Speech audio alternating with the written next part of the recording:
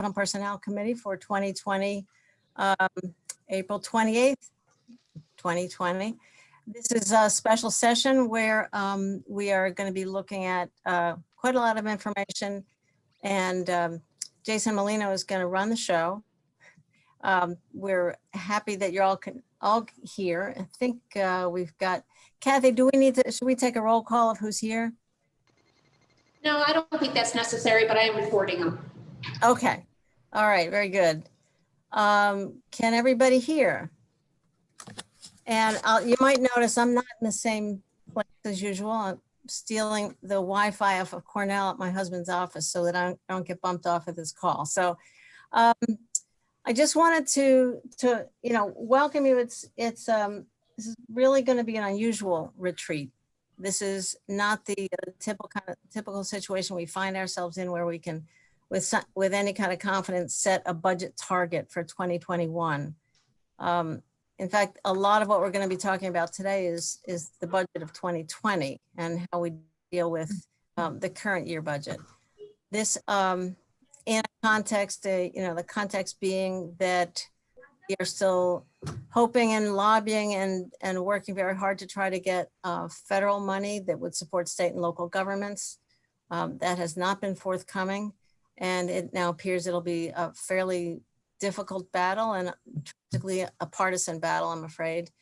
But we are looking not for past support for any kind of past policy decisions or mismanagement, but for the amazingly big dip in our revenues that is happening right now with the shutdown and the additional expenses because of the shutdown, because of the pandemic. So this is a situation none of us has ever seen. This country hasn't seen in 100 years. We do hope that we will get federal support, but we have to plan as if we will not.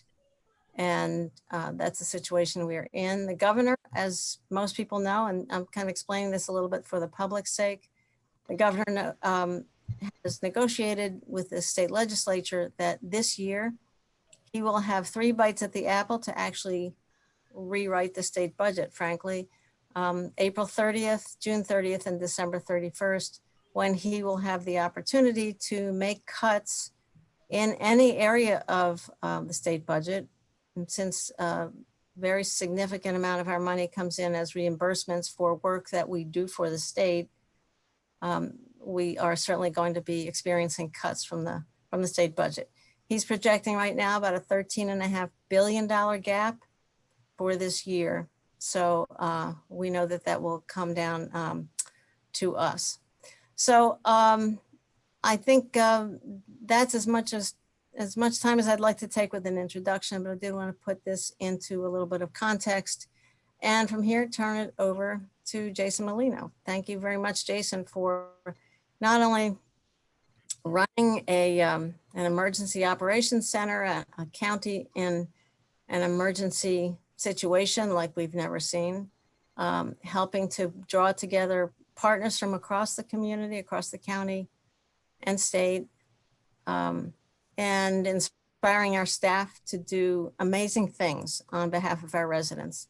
We're deeply grateful to you and everybody on the staff who has pulled together in this time and made sacrifices and worked incredibly long hours and done things we never expected 8 weeks ago would ever be on our plate. So from all of us, thank you very, very much. And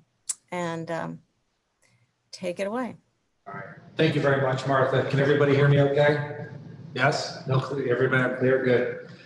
Thank you for that. I appreciate the compliment, but the truth is that we have a great group of people that have really made the success of trying to weather this pandemic happen. And that's, people like Amy, like Frank, like Lisa, Jay, all the folks at the EOC, all the workers that we have, the employees, they've been really the ones that have made it all happen. So I appreciate the compliment. The compliment really goes to them and the support the legislature's had throughout all of this. It's a very difficult time, very challenging to understand what direction to go in, and the legislature's been more than supportive to all of us, and we greatly appreciate that. So thank you.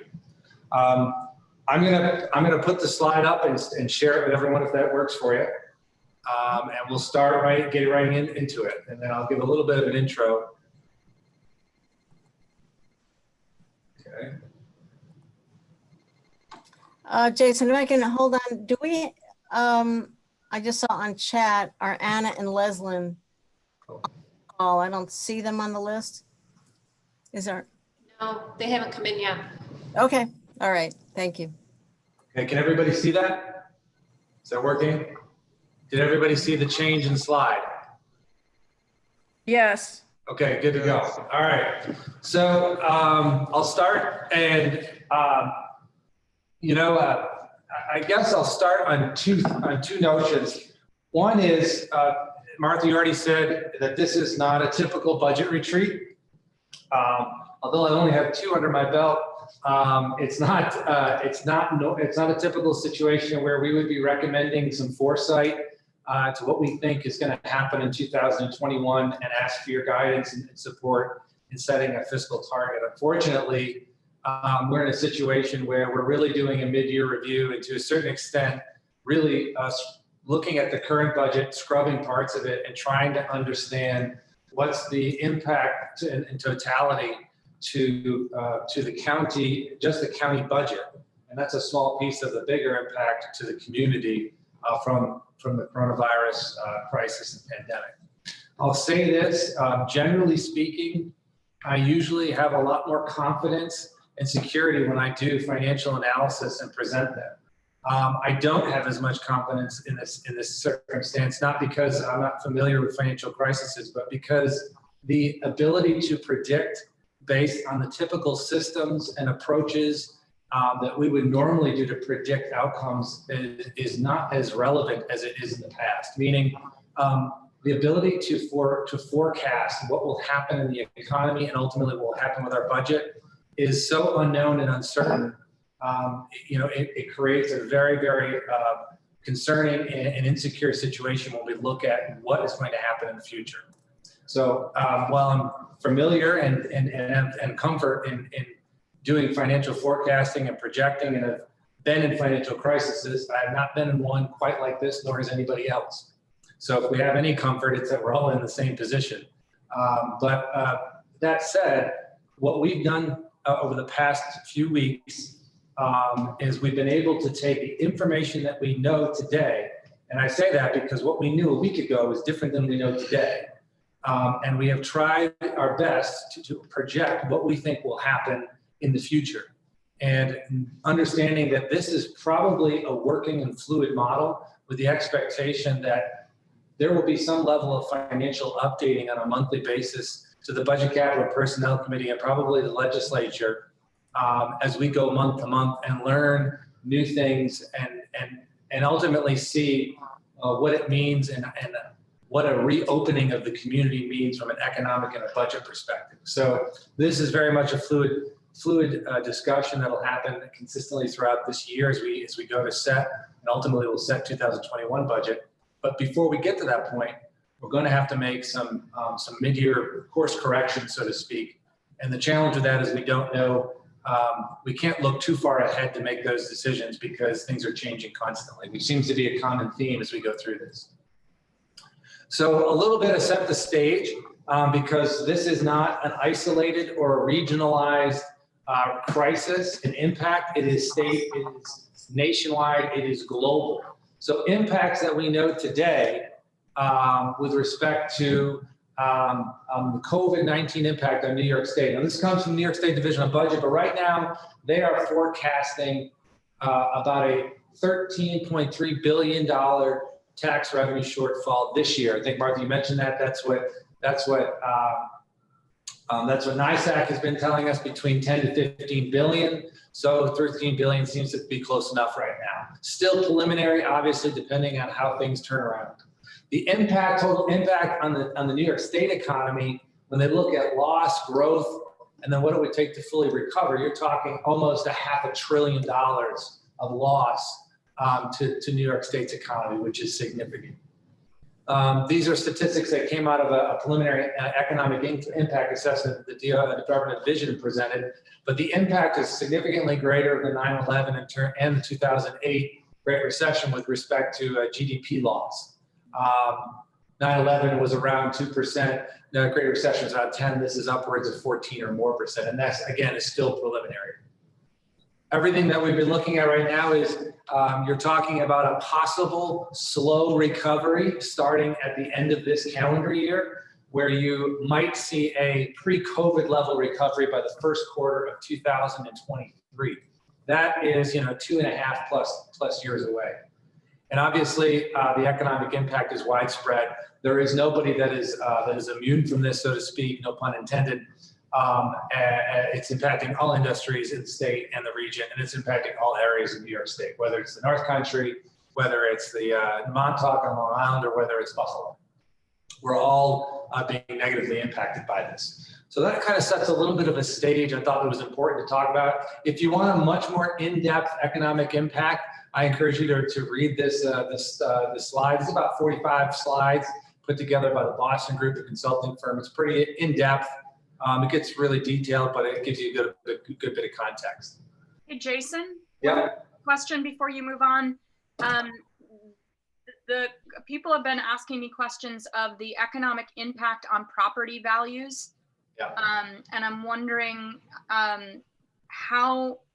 has that been factored into 2.5 years? Because when they go down, they can't go back up to where they were immediately. It will take years, I would think, for that value to come up. So is that the estimate you're saying, 2.5 years?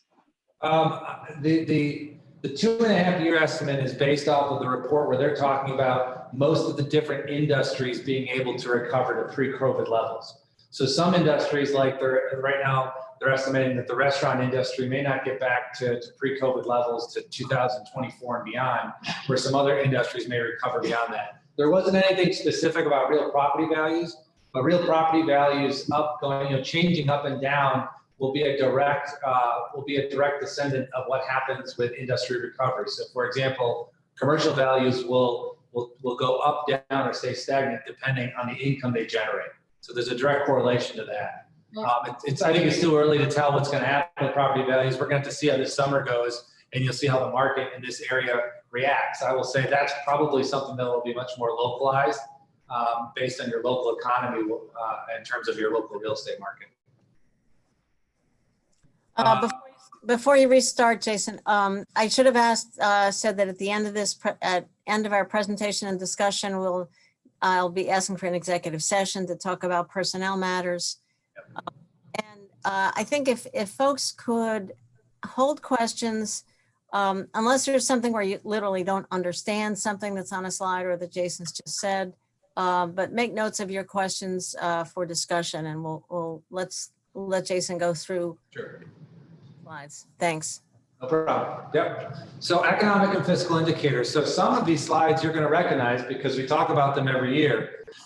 And part of the reason I went back and used some of them and updated them is because there isn't any new relevant information. If we were to take them at face value, we would say there's nothing wrong, which kind of talks about the scarcity of real-time information and the difficulty of being able to get information. So for example, here's a slide that we typically use. It talks about the unemployment rate, which remained low in 2019, partially because unemployment rates are not updated as of the past 5 to 6 weeks. There needs to be more data collected.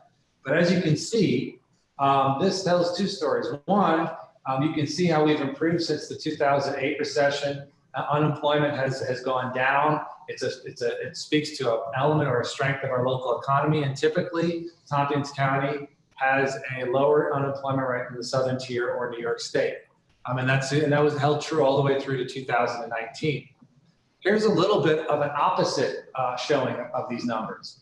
Here's an example of over the same last 5-week period of time, which is March 16th to April 19th, the percentage increase in unemployment claims. Tompkins County had a 3,000% increase in unemployment claims. New York State, a 2,100% increase in unemployment claims. And the Southern Tier as a whole, a 1,300% increase in unemployment claims. So obviously, this slide tells a different story than this slide. And the reason that I brought this up is that the information is changing. It's so fresh that it's hard to understand exactly what's going on in real-time circumstances. So the last 5 weeks is an indicator that unemployment claims, and we've been seeing it all over the country, all over the state, unemployment claims have skyrocketed and surpassed any recession in recent time in terms of the number of people filing for unemployment claims. In general, obviously, folks that are not employed or have less income coming in is going to translate into less sales, less revenue generated, less purchasing of goods and services, et cetera, et cetera. There's a direct correlation to individuals' wealth and income. So obviously, seeing such a huge spike in unemployment claims is nothing that we like to see, and this is an unprecedented spike over the past 5-week period of time. Again, inflationary rate, generally inflationary rates between 2% or around 2% are positive. As you can see, there hasn't been any hyperinflation or deflation, although there is concern of the long-term impacts of what this crisis could have. Right now, inflationary rate is at a point where it seems to be goods and prices of goods seem to be keeping up. This is something that I've shown in the past. Again, U.S. consumer confidence over the past 2 years. Confidence dropped suddenly when the shutdown issues were ordered. This is right around here at the beginning of March. Consumer confidence will play an important part of the economy restart. And I'll say that also, and I talk a little bit later, is that will also be dependent on the community's ability to open up successfully. So if there is a lot of regression or if someone opens up too quickly, trust is broken, consumer confidence will not come back. People will be concerned about their health. So there's a balance of reopening the community and economic needs, and trying to find that right balance is, I think, something that we're all starting to struggle with in terms of a country and society. Dow Jones, again, I've shown you this before, straight 11 years of what we would consider a bull market or a relatively bull market. And then within a 1 week period of time, you had the largest single day drop and the largest single day gain in market history, to speak about the volatility and the disruption that the coronavirus has played in our national economy and international economy. It just speaks to the volatility and the instability of it, and what this has caused in terms of instability. Generally speaking, though, this type of growth would be a positive thing, and it would show some stability of our economy to be able to recover. We hope that's the case. These are slides that we've shown before around TANF and safety net. Unfortunately, I have very little accurate information. I'll show you some in a little bit about what March meant. But in general, we talk about TANF. Remember, TANF is the federal benefit, 5-year limit, a lifetime limit. Then people are shifted over to safety net in terms of assistance. TANF has been going down over the past 10, 12 years. As people are shifting off of TANF, they're shifting over to safety net. You can see a 15% increase in safety net compared to the total assistance. That means that folks are shifting from, some folks are shifting from safety net to TANF, and there's a clear shift of that. Again, TANF, there's no local cost right here. Safety net, there's a basically 70-30 local cost to the state. SNAP cases. This is usually a good determination when you see a spike in SNAP cases as to whether or not there's hardship being felt. So we show the gradual decline of SNAP cases since 2014, still higher though than the pre-recession days of 2008. This doesn't tell me much because January 20 is the most recent data we have from the state. So I asked Kit, Tom, and Dina to give you some other information to talk about applications. We probably won't see the actual impact until late April, early March as to the folks that filed. But when I look at the number of March 2020 applications for SNAP and HEAP compared to 2019, there's a 185% jump in applications in March in SNAP as well as HEAP. HEAP also covers utility bills for individuals in need. So this is an indicator, again, that there's more people in need. I think all things we conceptually knew, this is just putting some support behind it between this and the unemployment numbers. Okay. So that kind of lays a little bit of groundwork. I showed just a brief overview of impacts that the state are seeing and analyzing, a brief overview of us in terms of some of the general indicators that would suggest changes in our economy. Again, not a lot of specific information. We've only been in this for about 5 to 6 weeks. And even to get real-time sales tax information is very difficult. But what we're going to do is take a stab at the information we know and how we're going to put that into a model to be able to project what we think will happen. Having gone through several financial crises in the past, what's important is that we will revisit this on a regular basis and update those projections. And that's what's going to be important. And we can make those corrections as we go through this on a month-to-month basis as we learn new information. That'll be an important part of monitoring the impacts of the crisis, monitoring the economy and how it begins to restart itself, and then monitoring how reopening the community impacts all of it. So here are some basic, you're probably familiar with these general fund revenues. For the most part, these are all the general fund revenues by basic categories, like rollover, federal aid, local revenues, other revenues, state aid, unallocated revenue, and real property taxes.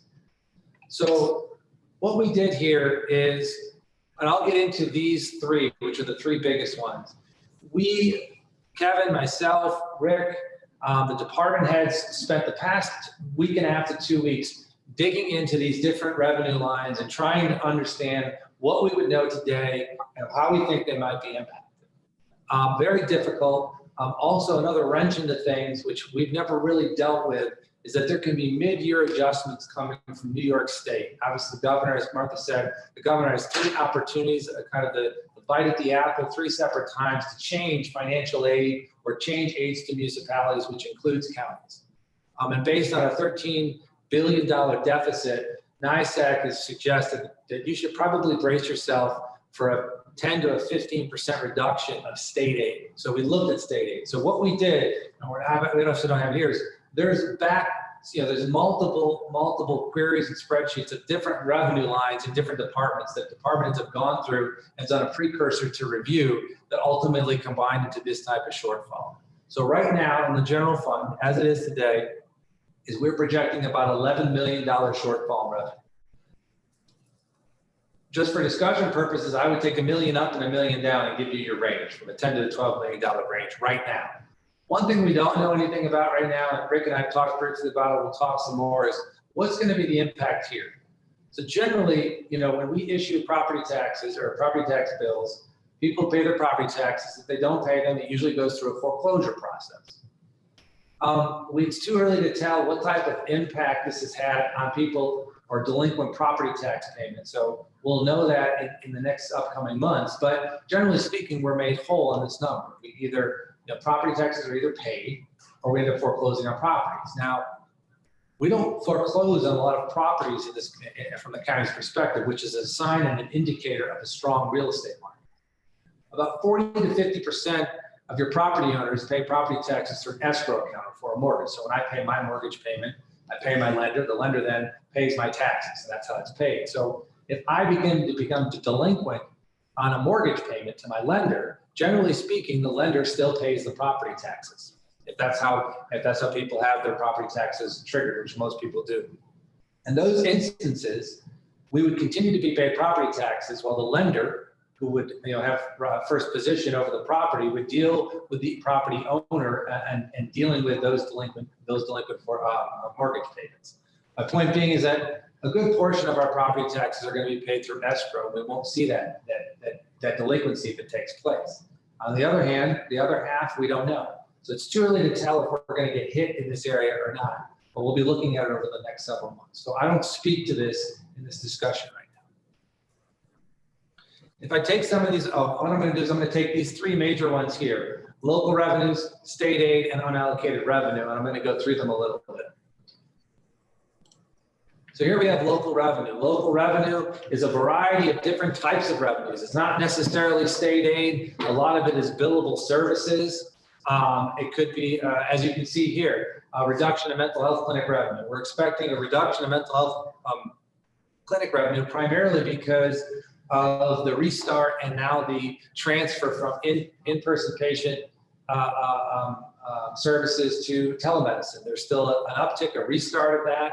It's unknown at this point in time how much of an impact the loss of the 2 or 3 weeks that we had prior to getting started up will have. We also don't know how the market will respond to doing a different type of mental health services and the different types of clients and how they may respond to it.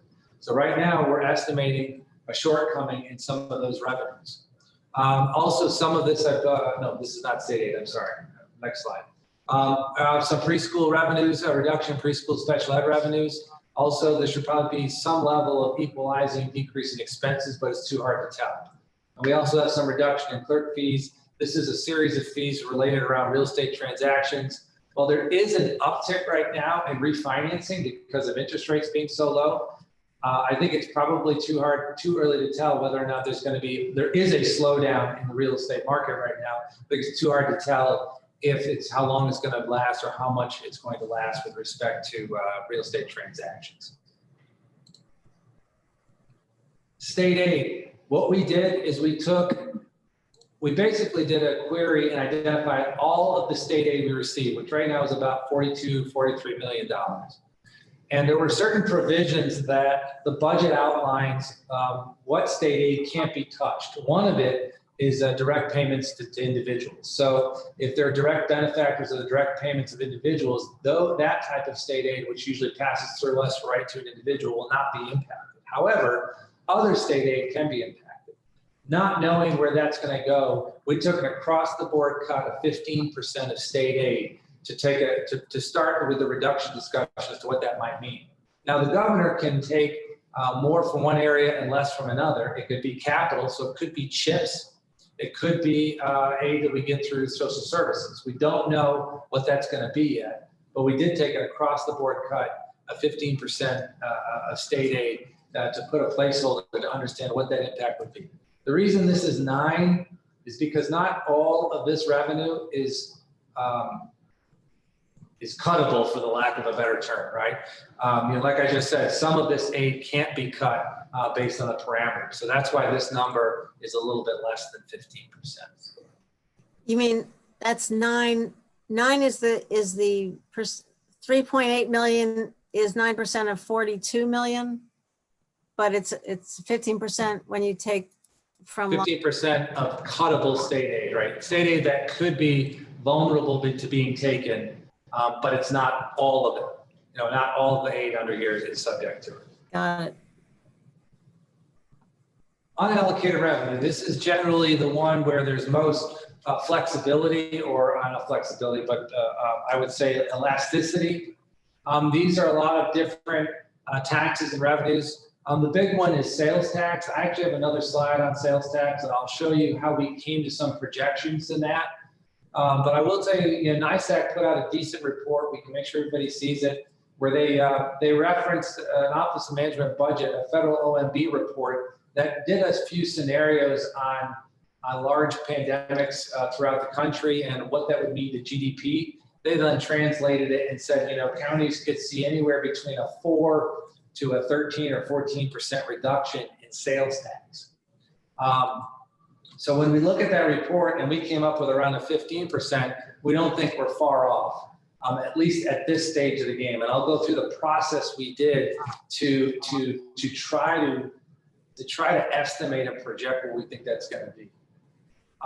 We are a reduction in interest and penalties. So this is about a $900,000 revenue. We're expecting some reduction in interest and penalties. That would be interest and penalties of people paying taxes, property taxes. It's already at a reduction for whatever reason compared to this time last year. We're not 100% sure as to why, but we think that's going to continue. This is room tax. So there is a small portion of room tax that is unallocated revenue. In general, our planning staff has been talking with HED and the STPB. They're seeing roughly a 30% decrease in revenue right now. I think one of your hardest hit industries and everything we've been reading, and the one that's going to get hit one of the hardest and the longest to recover, is going to be your tourism, your travel accommodations, your restaurant industry area, and room tax falls in obviously that arena. Deed transfer, again, this has to do with revenues generated through real estate transactions.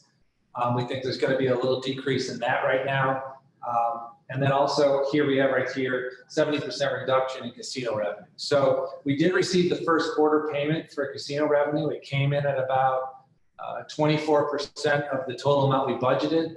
Assuming casinos probably aren't going to be the first business to open up, just by the nature of them sitting shoulder to shoulder, touching every machine.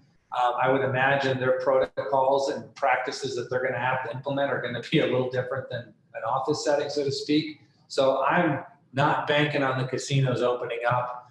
Again, it could change. Who knows?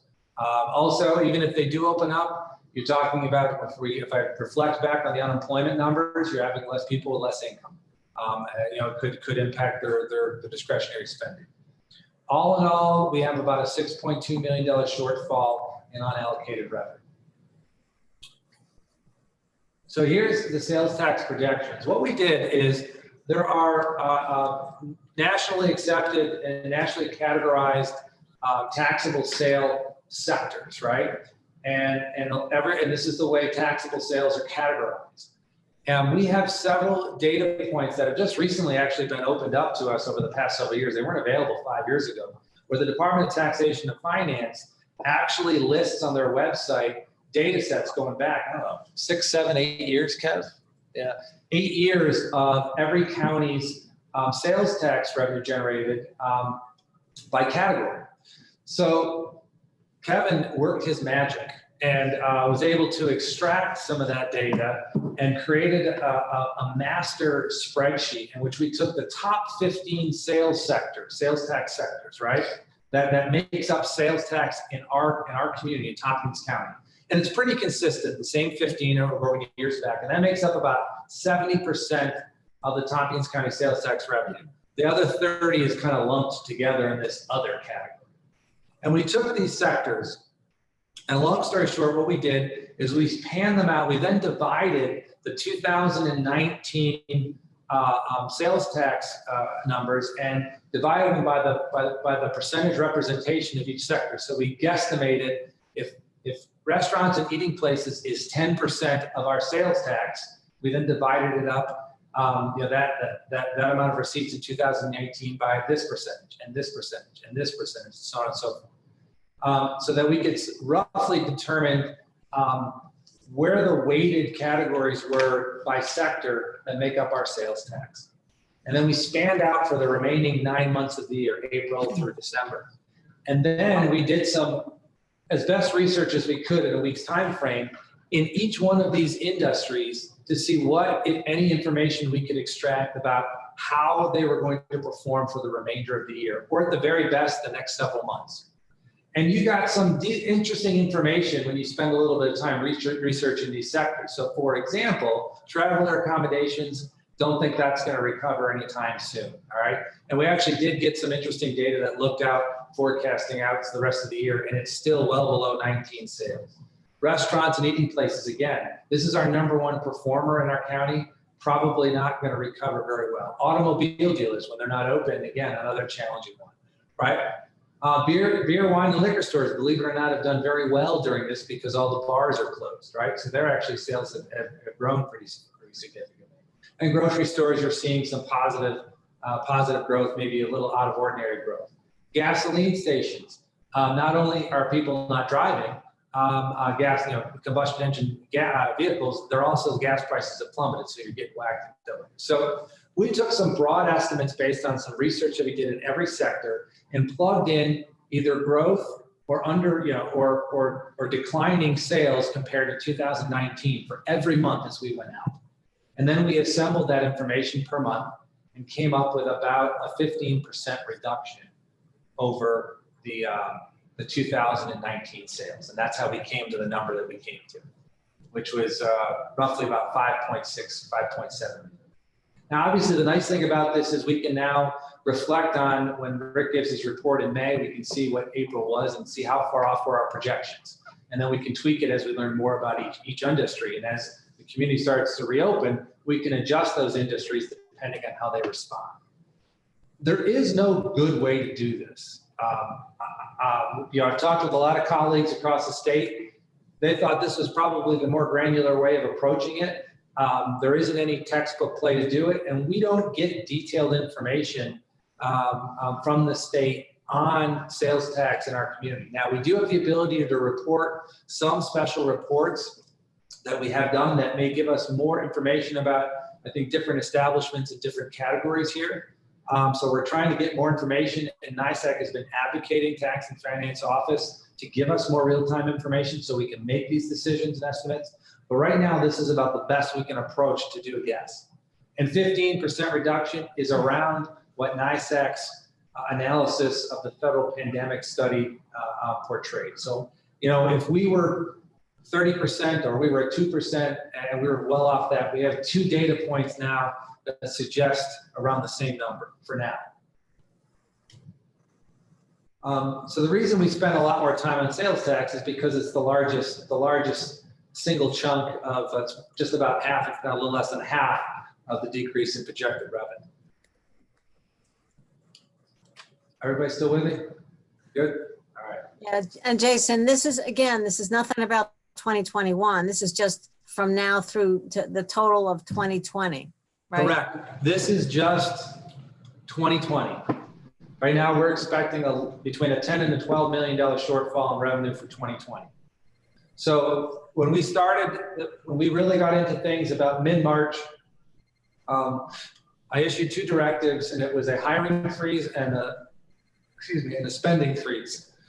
And that was understanding that when the economy shut down and the community shut down, that we were going to have a ripple effect, which we're starting to see. So what we did at the same point in time when the department heads reviewed the revenue numbers, we said, we need you to also look at your expense numbers, and I need you to curl back some things and curtail things. I need you to take a reasonable eye at expenditure reductions and try to determine what are some things that we can forego, postpone, not do, so on and so forth, as well as holding a lock on those vacant positions. So here are some categories of expense reductions. Again, there is elongated backgrounds to each one of these categories, but I'm going to go through them, explain a little bit, and then talk about what it means in general. Right here, position vacancies. So right now we have about 32 vacant positions in the organization, about total of 770 FTEs in total. These are 32. These are all, for the most part, full-time positions, correct? Yes. Yeah. There might be a few straggler part-times out there, but these are 32 full-time positions spread across 15 different departments. So what we did is we tallied all of them up, we identified them, we confirmed that. Some of them have been vacant all year because of the beginning of the year. Some of them might have been vacant from last year. Some of them become vacant between the beginning of the year and now. And then we computed, and by we, I mean Lisa. I had very little. She did the bulk of the work behind it. She then took all the positions and said, how many weeks, if we did not fill this position based on pay, based on Social Security payments, based on retirement payments, what would be the savings that we would achieve if the position remained vacant? We then went through that list again with department heads and talked about what can we continue to keep vacant, and if there's something that is not that you want to try to fill, let's talk about why. Let's talk about if it's relevant or not. So there were 4 positions that we looked at filling mid-year. One is the HR commissioner, one is the deputy commissioner of mental health, one is the director of clinical services and mental health. What's the 4th one, do you remember? A deputy workforce. Oh, deputy workforce director was the 4th one, that's right. And we calculated when we thought those positions would be filled, which was sometime between June and September, depending on the position, and calculated the savings prior to that and put this in part of the number. So here we have roughly about 2.2 million. A little of it is a one-time position. This is actually the Chief Equity and Diversity Officer. What we're going to suggest is we postpone the hiring of that to the next budget year. But roughly, this is the largest savings that we could have by keeping these 32 positions vacant. That's roughly about 4.7 or 5% of the workforce. The next came expenditure reduction. So anywhere from equipment to vehicles to different programs, such as, for example, any grant programs that we administer. This was kind of a variety of different things that we think could be postponed and put off at least till next year to figure out what to do next year. For example, we have vehicles here. There are some small equipment and furniture replacements in certain departments here. The Municipal Parks and Trail Grant, the Municipal Affording Infrastructure Grant, and the Stream Corridor Restoration Program. These are all grants that we think could be postponed and put off till next year. The not hiring of seasonal workers, the Public Works Apprenticeship, and some project assistance. These are additional personnel. Saved from jail board outs. Obviously, one of the success stories right now is we have vacancies up at the jail. So obviously, we don't think there'll be any board outs or very few board outs. And then there are 3 one-time OTRs that are in contingency that we don't think we should move forward on. That's the contribution to the LEAD program, the landlord liaison, and the purchase of the CCE van. This all equals into about just under $1 million worth of savings. This is stuff that we think could be postponed or rediscussed, so to speak, in the next year's budget.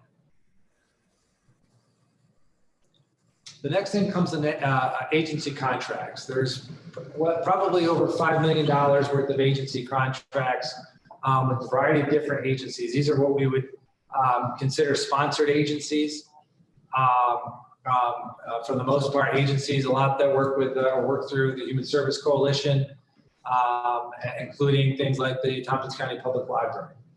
So about over the past week and a half, I worked with Kathy Slaughter, and I did email the legislature a list of questions that I wanted her to ask those supporting those sponsored agencies.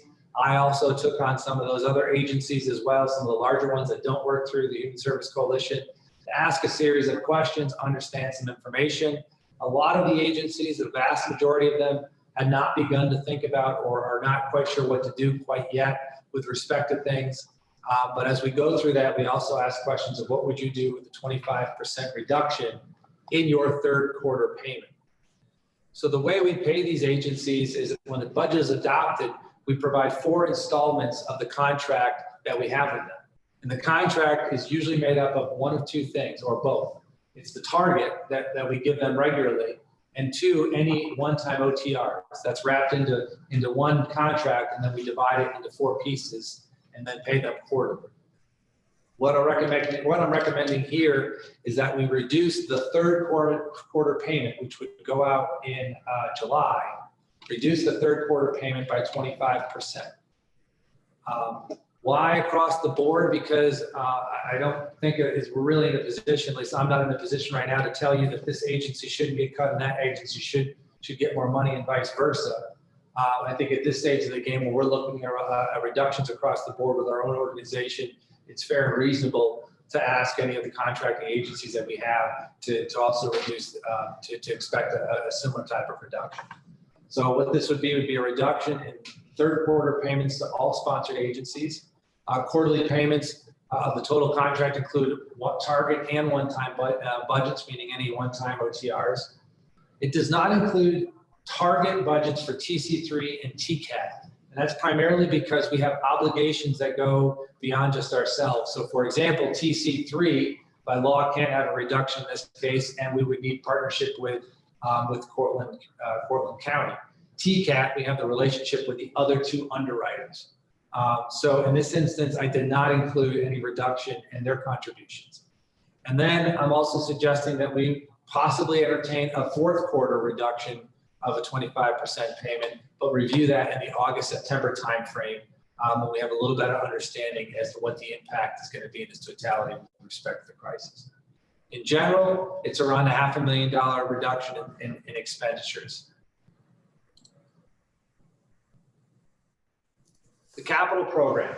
So if you remember correctly, we made a good, robust investment into the capital program coming into 2020, really made some serious planning and first steps into doing some significant facility investments. And we still have those plans, and we'll update those capital plans, and those aren't plans to be abandoned. They have to probably be reworked as we go into 2021. But to say, for the most part, it's probably likely, and I don't think I would recommend at this point, that we are not going to move forward with designing the downtown facility.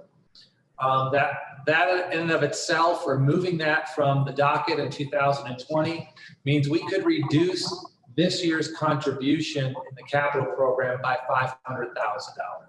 I did talk with Rick. Rick's not here today. I did talk with Rick earlier today to confirm our required debt payments as well as other projects in the capital program. He agreed and understood that we could, in the capital fund, could withstand holding back on a $500,000 out of the 6.8 that we commit to the capital program every year. So instead of putting $6.8 million into the capital program, we would only put $6.3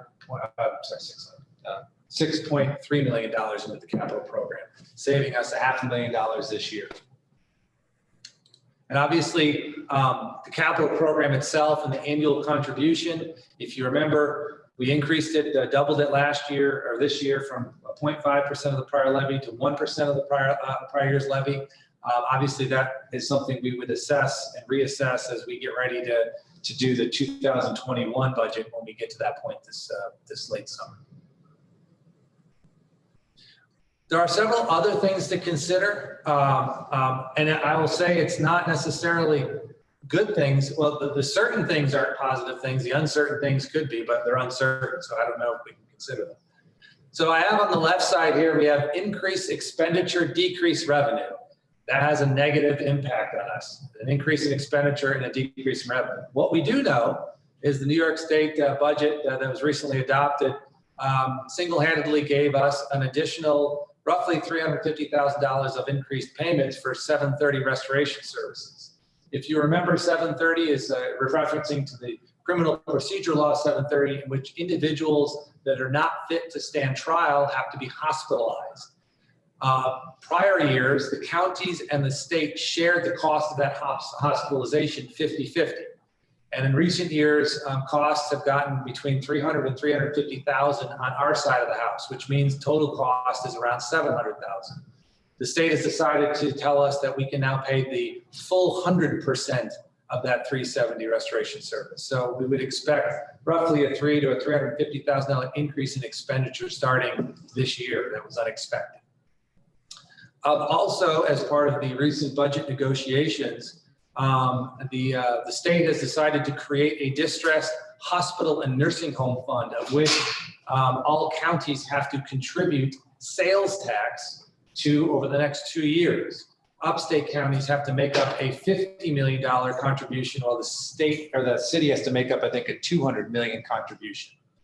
That will impact us based on our total proportional share of sales tax and upstate, which means that the state is going to shave off $331,000, no matter how much we bring in this year, to help fund the distressed hospital and nursing home fund. I did check with our hospital folks to ask them how they would access this, and that is yet to be determined. So how hospitals and nursing homes access this fund, we don't yet know, but we are funding it.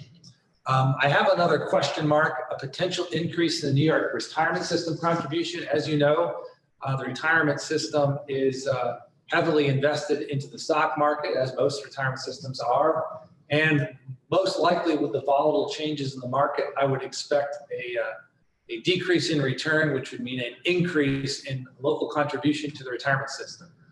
Generally, this doesn't happen last minute. Usually it's set a year in advance, and I think our bill is it February or December, Kevin? It's due in February, but we prepay it in December. Okay.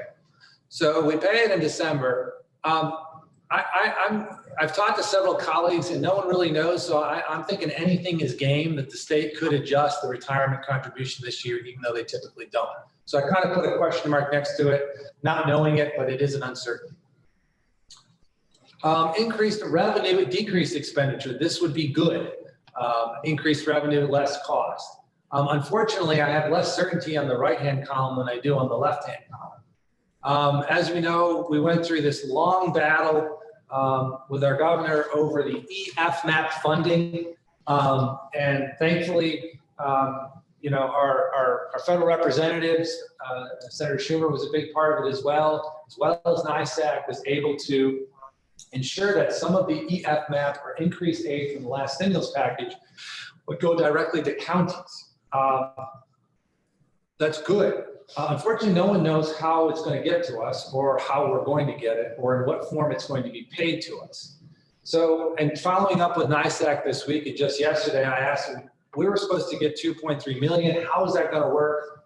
We started to get some feedback saying, well, it's really not 2.3. It might be less depending on certain other factors, and you might get a portion of that. So the ranges I've had is anywhere between 590,000 to 2.3 million of promised EFMAP funding, of which we don't know how we're going to get it or when we're going to get it. You passed the resolution at the last legislature meeting, which was an initiative I actually brought to NISAC saying, well, let's start getting some answers.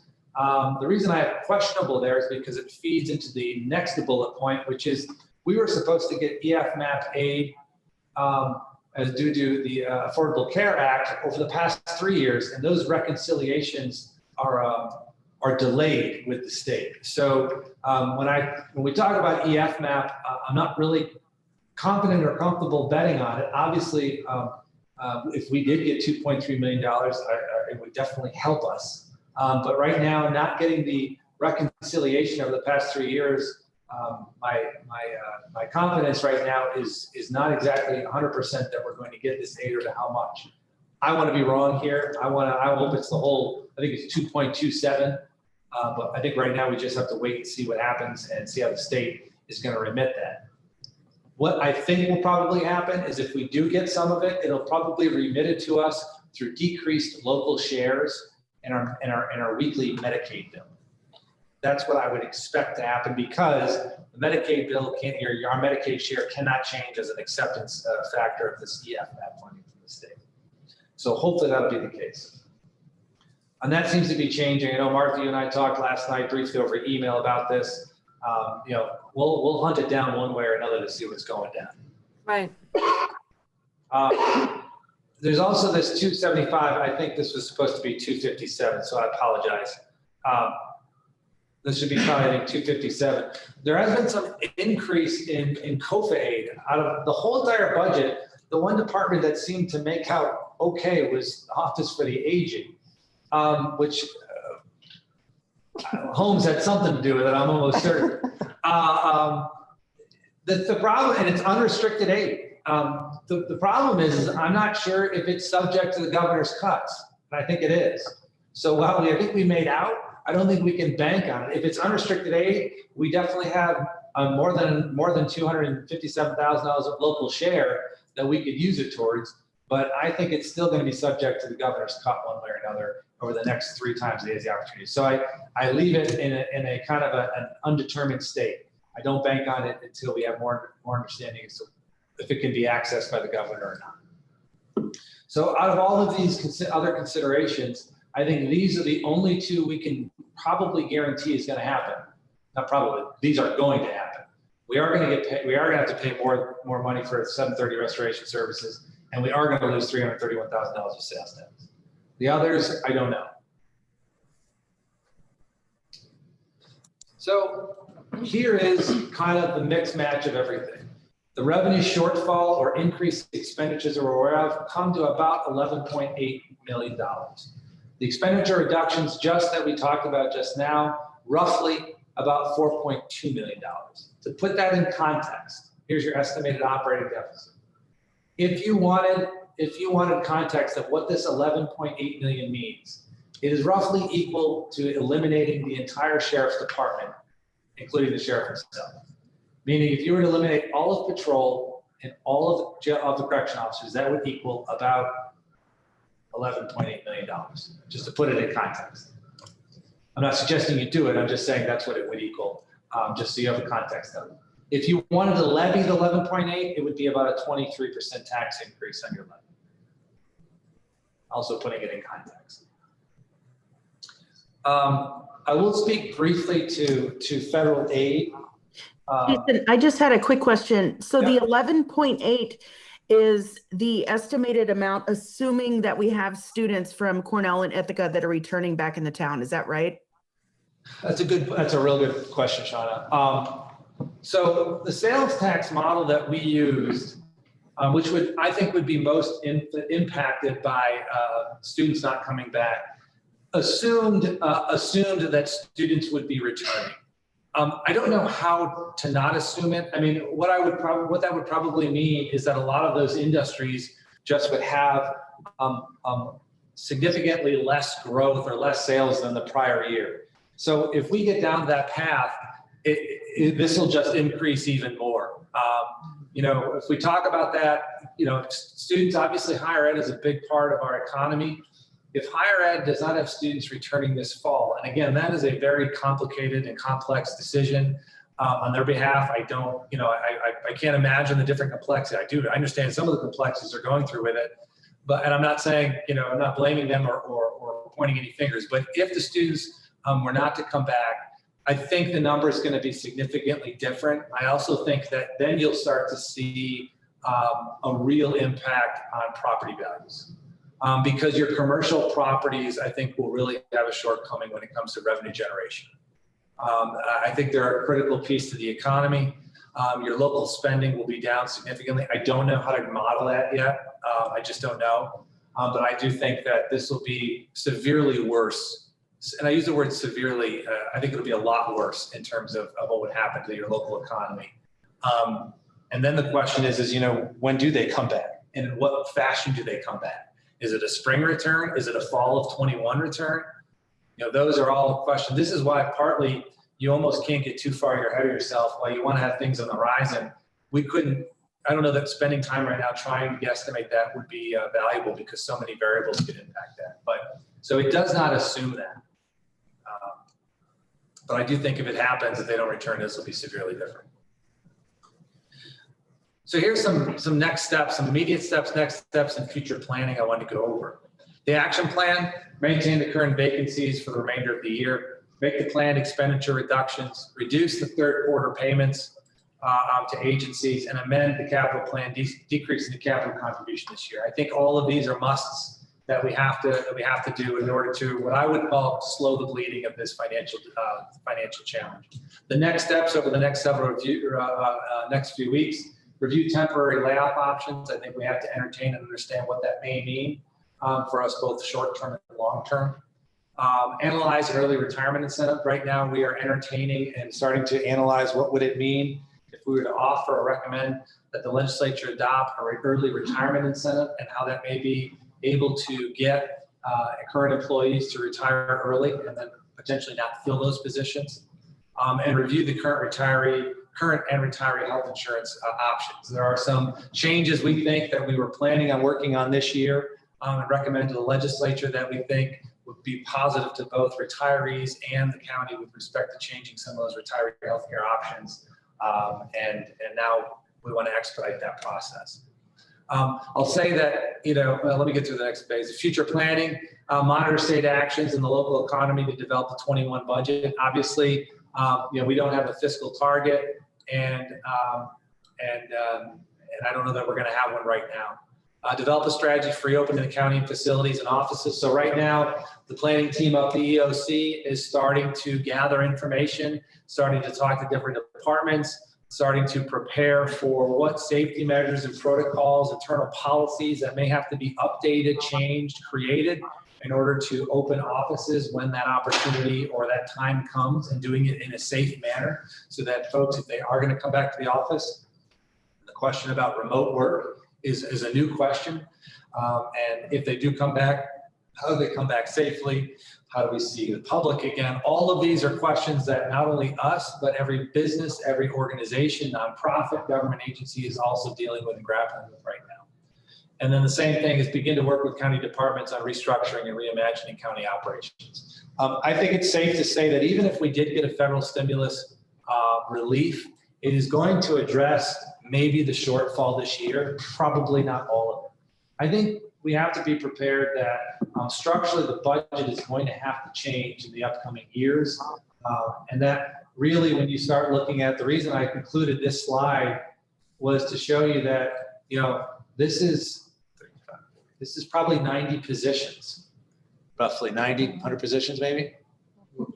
When we talk about the equivalent to 11.8 million, I mean, there's no way to cut pencils and paper to be able to make up this type of shortfall in revenue or this type of shortfall in operating deficit. And you can't sustain an operating deficit like this for any more than a year. Even though we have a good fund balance, you're going to have infrastructure needs. We're going to have to talk about what the structure of the budget looks like based on what the expectation of revenues are going to be, where I think some departments are going to have to be creative in the way they operate and implement services, which is going to change. So when I talk about working and starting to work with county departments and leadership about restructuring, reimagining, I think it's practical to think that some departments are not going to be the same size next year as they are this year. Uncertainty. So I thought this was interesting information. I don't mean it to be gloom and doom, but I think it's relevant for people to understand. Uncertainty is the phrase that I think best fits our current circumstance. We're uncertain about what the short-term impacts are, what is going to happen to our local economy, to our community, to our organizations. And I say that because they're all different, right? What happens to an organization as a result of this isn't necessarily linked to the economy directly, but how they deliver service, how they're going to continue to carry business, how they're going to execute what their mission is going to change. And we don't know what that meant. So what is the short-term impacts? The economy deteriorated rapidly, and at what pace will it continue to deteriorate, or will it level off? Will it stop? Will it reverse? We don't know. The timing of the restart, everything is indicating that the beginning of the third quarter will probably be the reopening or the restart of communities. What does that look like? We don't know, but it's going to be a balance of public health decisions and public health policy, and about how do we monitor the disease, how do we surveil the disease, and if you open up or restart too soon, does it trigger a negative impact? Those are all things we don't know. It's a level of uncertainty. The pace of restart builds upon that. Again, we don't know how quickly to do things. We don't know how slow to do things. It's all uncertain. And then obviously the concern of additional waves of the pandemic or epidemic coming back. Now, what's going to happen? Anytime we've looked at pandemics in the past, there's multiple waves of them. We're all reading and hearing about what we think is going to happen this fall. What happens when you start to increase activity again, and how do we manage any resurgence? How do we manage that? And that has to do with a partnership with our healthcare system and a partnership with our public health policies that we set forth. So all of this is uncertain, right? That's what makes this process, as I mentioned earlier, really difficult. And like I said, I usually have no problem, even under worst of circumstances, being able to do financial analysis and do it with a relative amount of confidence. All of these factors play into that uncertainty that makes it very difficult to do, which is why updating it, staying on top of it, is a whole additional exercise, more so than we would normally do under any circumstance. But it's necessary to understand if our estimates, our projections are going in the right direction or going in the wrong direction. If they're going in the wrong direction, how do we make another correction to be able to accommodate that? And lastly, we want to end on somewhat of a positive note. This is our own state theater. We're all in this together. It is a challenge, but there are opportunities that are going to come from this, and it's just going to be a collaborative effort. We are going to have to persevere, and we're going to have to demonstrate leadership more so than we've ever seen in the past. And we'll be able to get through this. It's just going to be, there are some difficult decisions that are going to come in the very near future. So that is the gist of it. I'd be happy to answer any questions and go from there. Thank you, Jason. Thank you, Kevin, Lisa and Amy, and all the department heads who've already pitched in, Rick Snyder, everybody else who's been working on this. One thing to think about is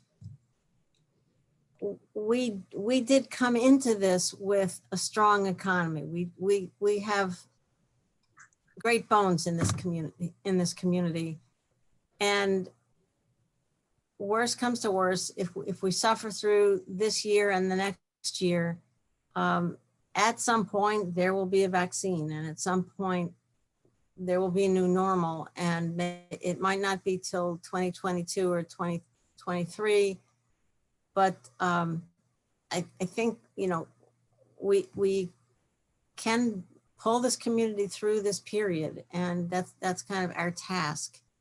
I think it's important to figure out how to balance the negatives and the positives, look for any opportunities. As you've got there on the last slide, Jason, I think that there may be some surprises. So I don't think that's Pollyanna stuff. I think it's real. So I am grateful and sobered by all of this. So thank you very much, Jason. I see Rich's hand for starters. And do we need to share the screen, or do you Yeah, let's take it down. Jason, I mean, if people want to see slides, you can pull it back up again, right?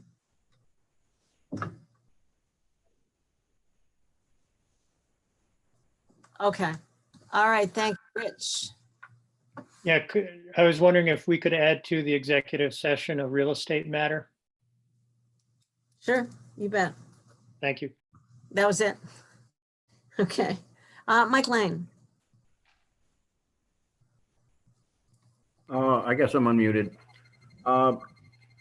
Jason, on the sales tax projections, I still am wondering about internet sales tax. And it does seem to me that with the closure of our retail, that more people will be buying things online. Amazon's doing wonderful, for example, and we should be generating some more tax there. Does NISAC have any projections for us about what might be happening with that? No, they don't have projections. I mean, it's a good point, and anything you look at around retail, around some of the different categories that are around retail, even grocery stores are now online. So it's a good point, and I think there's an expected increase in internet sales. The balancing or the counter impact to that is the large impact on income and disposable income with unemployment. So you're balancing, yeah, more people are definitely, they may not be going to the brick and mortar store, but they still might be purchasing something through internet sales. But the balancing impact of the increased amount of unemployment and the decrease in earnings, that's probably having a greater trigger. It's a combined trigger. So what's the balancing effect of that? So while you may see internet sales jump up as a category, the net is not having a positive impact because you're going to start to see a negative impact due to a lack of earnings. I've got Ann Corman, Anna, and Deborah. Can you get to your hand on your screen, Deborah? Because Nope. okay. All right, Annie, Ann, and then Deborah. Thank you for the presentation. I have a couple of questions here. First off, for workforce, I thought I heard Jason, you told Natalie to go ahead and that position was going to be hired. Yes, I did. Are you changing your mind on that now? Not right now. I think providing more effort and support around workforce development and what needs are going to happen around the workforce realm are going to be important right now. You're talking about getting people back to work, or you're talking about improving people getting back to work in the workforce in general, and we have literally one person that focuses on that.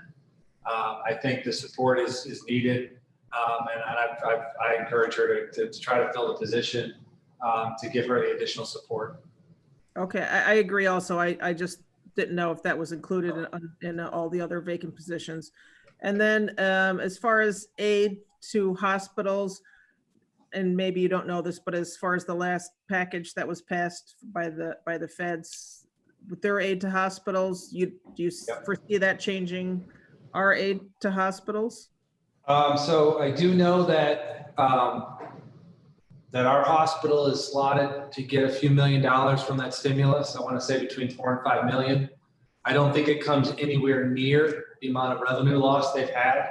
Again, just from my brief discussions with them, their revenue loss is 4 or 5 times the aid that they're getting or the release they're getting. So I don't know about the additional aid that may be coming to them, but I have a feeling it dwarfs compared to what their need is. Thanks. The last question is regarding hearing Governor Cuomo today saying that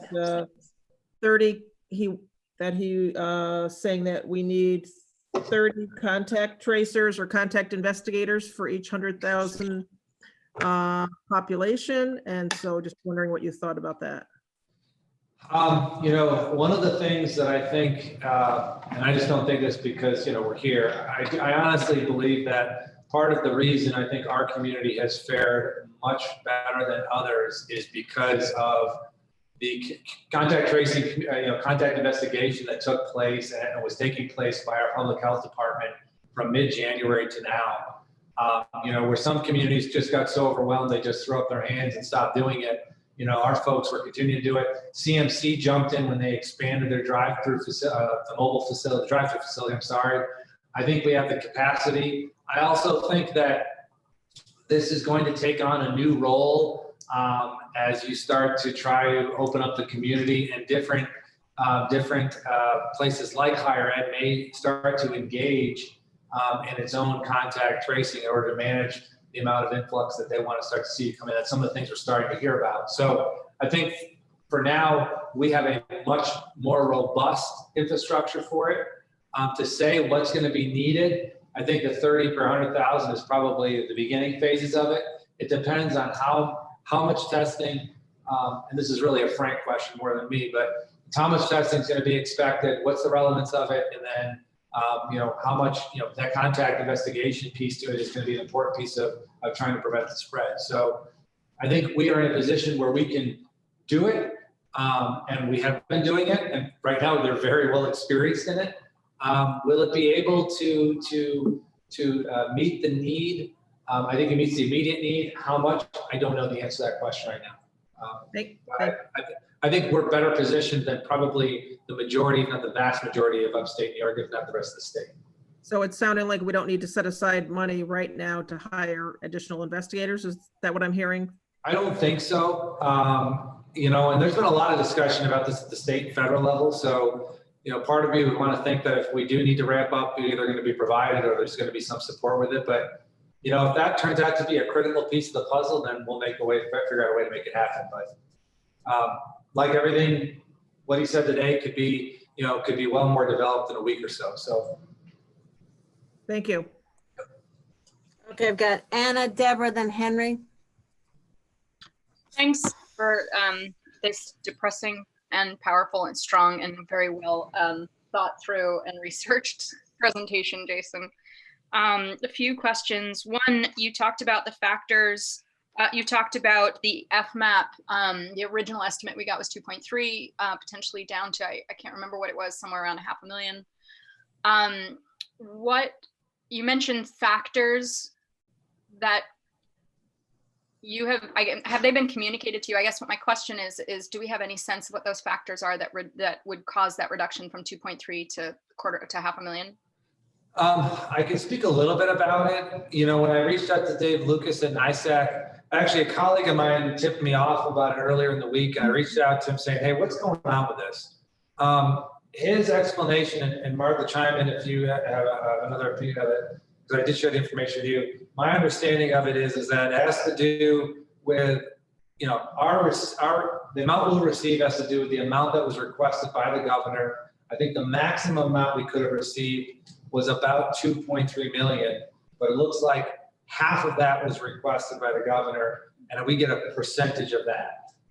I saw Dave emailed me just earlier today with a breakdown and a little bit more of an explanation, but that's the vagueness of the information we're getting on. And that's probably about the best I can do.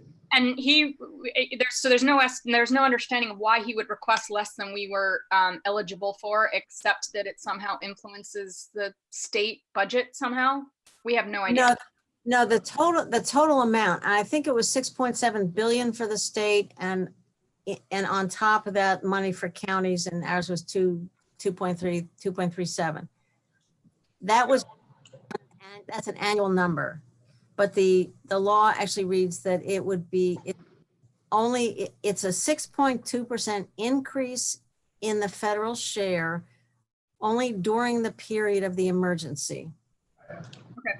I'm guessing that he looked at that and said, all right, we don't maybe think this is going to be a full year.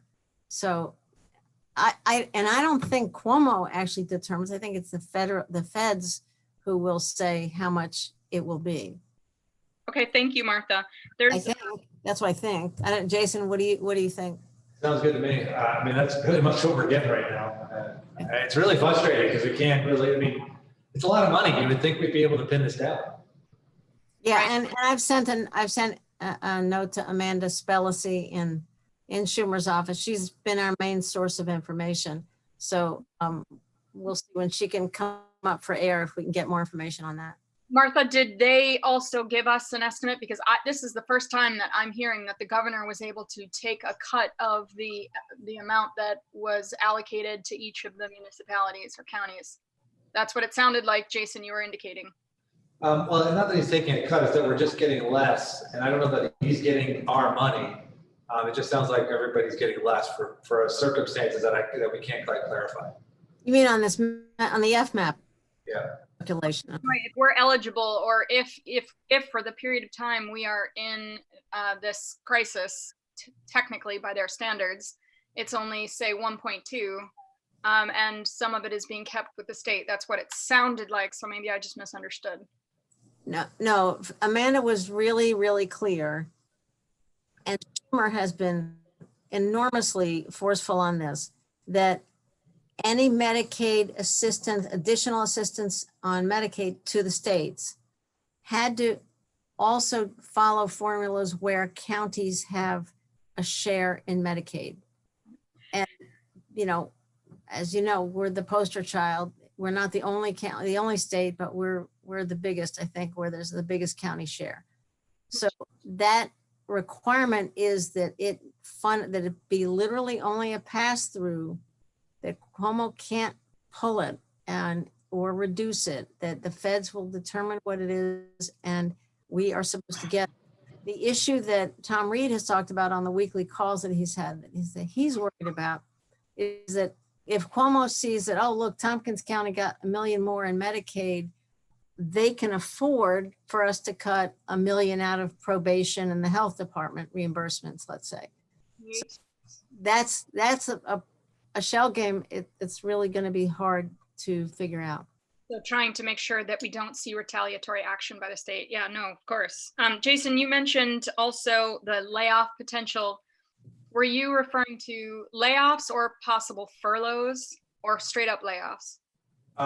Temporary layoffs would be similar to furloughs. Okay, so they were temporary. And then the third question I had was, you showed that Tompkins County had the greatest unemployment claims over southern tier in the state. And thank you for pointing that out.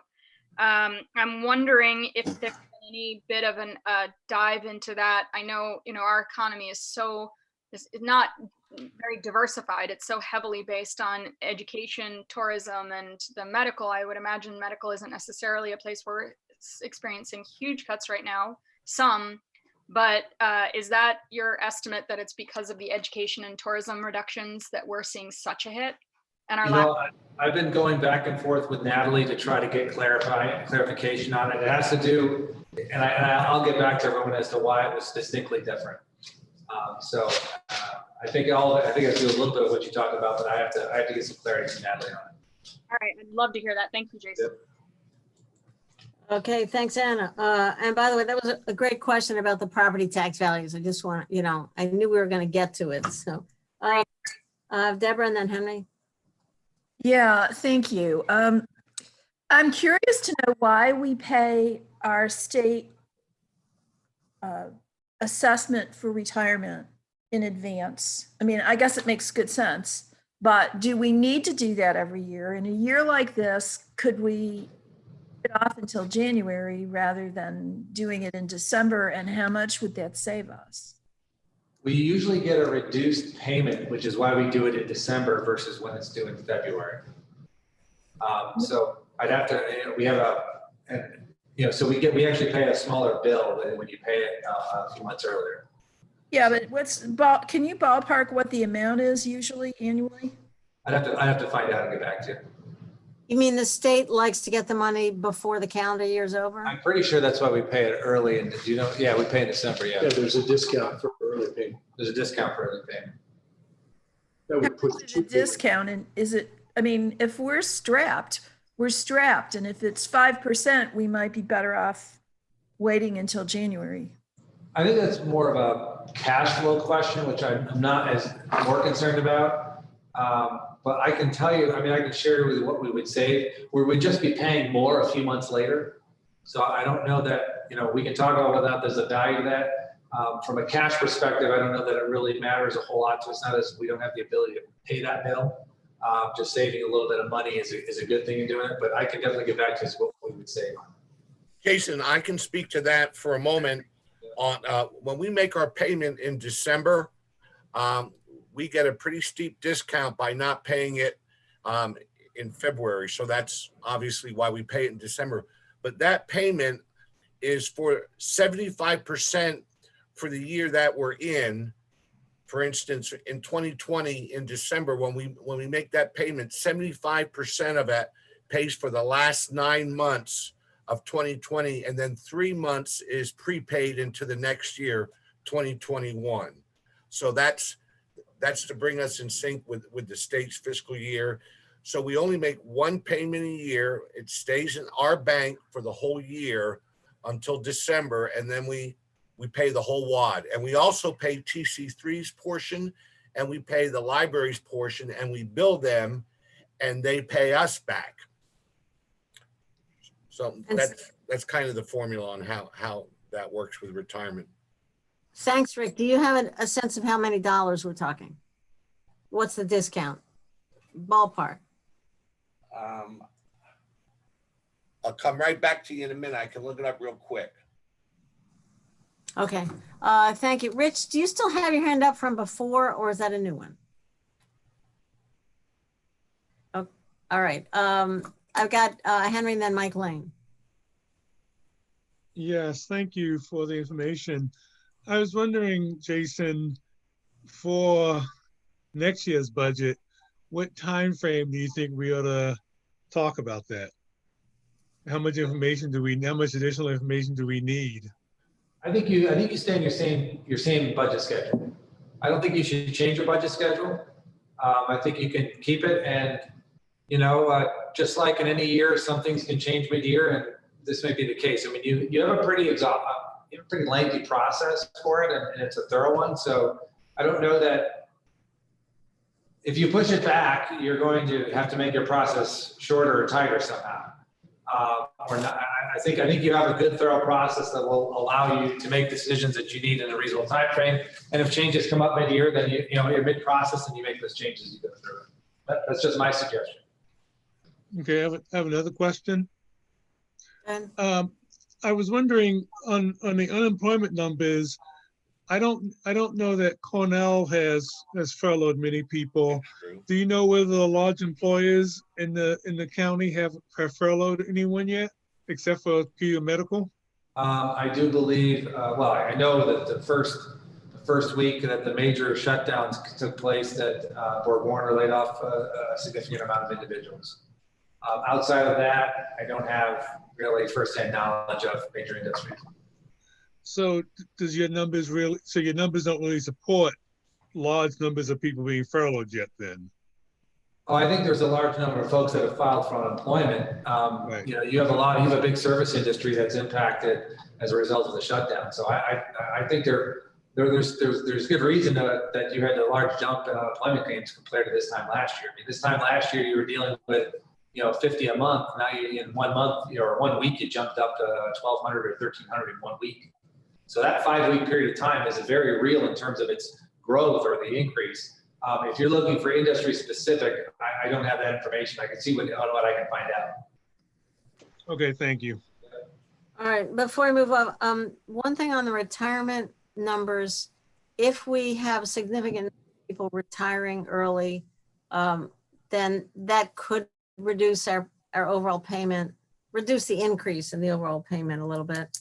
And in the earlier budget, capital and personnel meetings, we had talked about trying to schedule another session like this when all legislators would be available, probably in mid to early to mid July. That would be timed after the second date when the governor can make changes in the budget. So if we can follow up on that conversation and that might be a good check-in for all of us to get ready to do the 2021 budget in the fall. Martha, I have an answer for you for the retirement question you had. Sure. The Thank you. The savings is $65,000 or 0.85%. Okay. Okay. So what's the total that we pay? The total we pay is about $7 million, and that includes everybody, TC3 and the library, and our portion is about $5,800,000. out of that 7.1 million. 5.8 million, I'm sorry. So in a pinch, it just seems to me if we're really in deep doo-doo, the timing means a lot to the budget, even if we are saving $65,000 for what it's worth.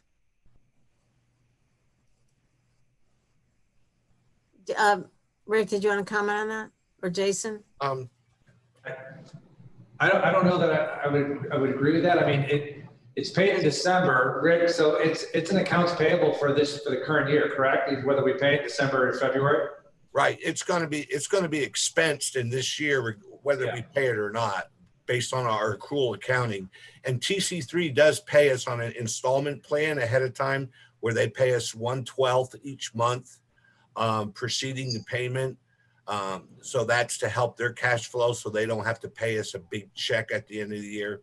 They're already on the installment plan. The library always pays us within 30 days before the close of the fiscal year. So we've been pretty strict about paying it by the December due date. 65,000 is about an FTE. Mike Lane, Amanda Champion, and then Anna Kellis. Mike. The last 2 or 3 years, we've sort of automatically given our departments a 2% increase.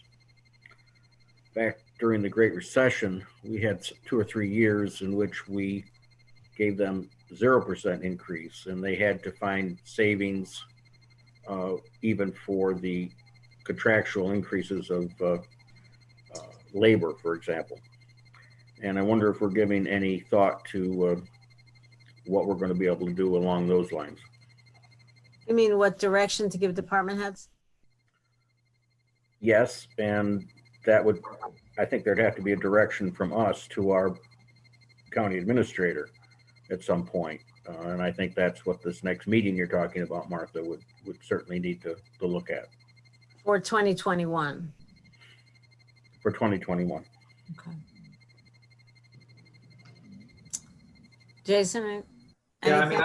I think we're prepared. I mean, I'm envisioning that I'll probably tell the department heads to start to craft 2 or 3 different budgets. One that might be flat, one that might have a certain percentage reduction, and another that might have another percentage reduction. And I think that's how I'm going to ask. Probably, I mean, it's too early to tell, but that's probably how I would approach having them start to think, when it comes that time, to present probably 2 or 3 different budgets to us to assess and understand. Meaning in our actual budget system, that when they go to input their budgets and we go through that process, I think that's probably the only way we're going to be able to understand the spectrum of options. The only caveat I would say there is we did that a couple of times to the departments, and the departments came back and said, we're spending too much time trying to craft all these different budgets that aren't really going to be used. And they weren't happy about having to do so many different ones. So I think you need to keep that in mind too. I think this time those budgets might be used. I know, you're right, Mike. Obviously. I don't know. So, okay, Amanda and then Anna. Yeah, thank you. And I just want to thank all you lovely people sitting at that table right there. And I'm just incredibly impressed with everything that you know. I have 2 questions. You mentioned, Jason, that TC3 and TCAT are sort of separate because you have to work with the other entities. So my question is, what is that looking like? Are you already meeting with them? What's the process for that? And then I'll just throw out my second question, then you can answer, is about TCAD and where does that fit in? Is that one of the agencies that you're asking to, take a 25% reduction, or just where does that fit in? Yes, TCAD is part of that. They're part of a sponsored agency, so they would take a 25% cut on their 3rd quarter payment. As far as TC3 and TCAT, I have not, I mean, I've been in contact with TC3 constantly throughout all of this. They got hit pretty hard with the state budget. They just got word they're going to get hit even harder from the state. So I have not engaged with them or Portland County about reducing, and I think there are certain provisions of the law that prevent us from actually reducing our contribution to them. That said, part of the sponsored agency reductions does include a small reduction in their OTR for the year. So that's a little different. As far as TCAT, I have not talked with TCAT about budget reduction, nor have I spoken with Cornell or the city about it. What I have done is sat down with Dwight and Scott to talk about their budget. They did, well, we got it, but it goes towards TCAT, about $7 million in the stimulus for revenue, for support, general support of public transportation, which would be towards TCAT and Gadabout. And what we did about 2 weeks ago was understand where some of the pinch points in their budget is going to be. STOA aid is going to be a big part that we'll start to find out about in May, and whether STOA aid is hit significantly. And then also, obviously, any revenue that may be reduced from ridership, et cetera, et cetera. So only thing I've done is try to understand how it might hit their financial impact. I have not started to talk to them, or I would probably one direction from the legislature if we're going to start to talk about reducing our contribution, and that would then trigger conversations with Cornell, TCAT, and Cornell City and TCAT. Great, thank you. Anna. Yeah, question. You had mentioned as one of the things that we're going to have to into evaluating is the potential program for early retirement. I was curious if we had an estimate. Right now, we've gone through the 770 positions that we have, and which positions right now might even be eligible. And maybe with that, a sense of what impact that would have on our retirement cost, retirement package, benefits cost. So I was hoping to have something for you to look at, honest, putting all this information together just in this process, which was different. We are in the process of doing that analysis now, and want to have something to you in a week or two to consider and start talking about. We don't have the analysis done to understand exactly what we would offer, what would be the impact, what positions would be impacted. We have the ability and we have all the information. We just haven't gotten to the point of analyzing and crafting it. But I think in the next 2 weeks, we'll probably have 2 to 3 weeks, we'll have something for you to talk about. We'll probably have a recommendation for you too. Okay, great, thank you. I don't see any other hands. Oh, Henry. Oh, I'm sorry. Mike Ziegler was up there first. Then Henry. Go ahead, Mike. You're on mute. Yep. Hey, Jason. I have like 3 questions, actually. The first question is basically... Oh, man. Mike, you're breaking up. If you try turning your video off, you might... It's about approach. I mean, is it better turning what off? Mike, if you turn off your video, you might... Your okay. voice will be better. Yeah, let me try that. So Jason, my first question is it better to do something kind of like what Savante did today, saying, okay, here are the cuts we're going to make, and the kind of money we're going to try to save through these cuts? Or is it better to take almost like Andrew Cuomo's approach and not make any of those cuts quite yet, but say, listen, this is how much we're in the hole. I'm just wondering from a point of negotiation with the state, and frankly with the federal government as well, if you make all the cuts now, you're almost ahead of the game kind of idea. And that, yeah, I hope I'm phrasing it right. I don't know if I'm doing it right. I think I know what you're saying. I think we're doing a little bit of both. I think you have to start. So I also think the state works on a slower pace than we do in general, just because of the machine of the state. But I think we are in a position where these reductions are something I think we need to make now. And I think it provides you're going to have plenty of opportunity to assess. And I think we're going to have to make more decisions in the future.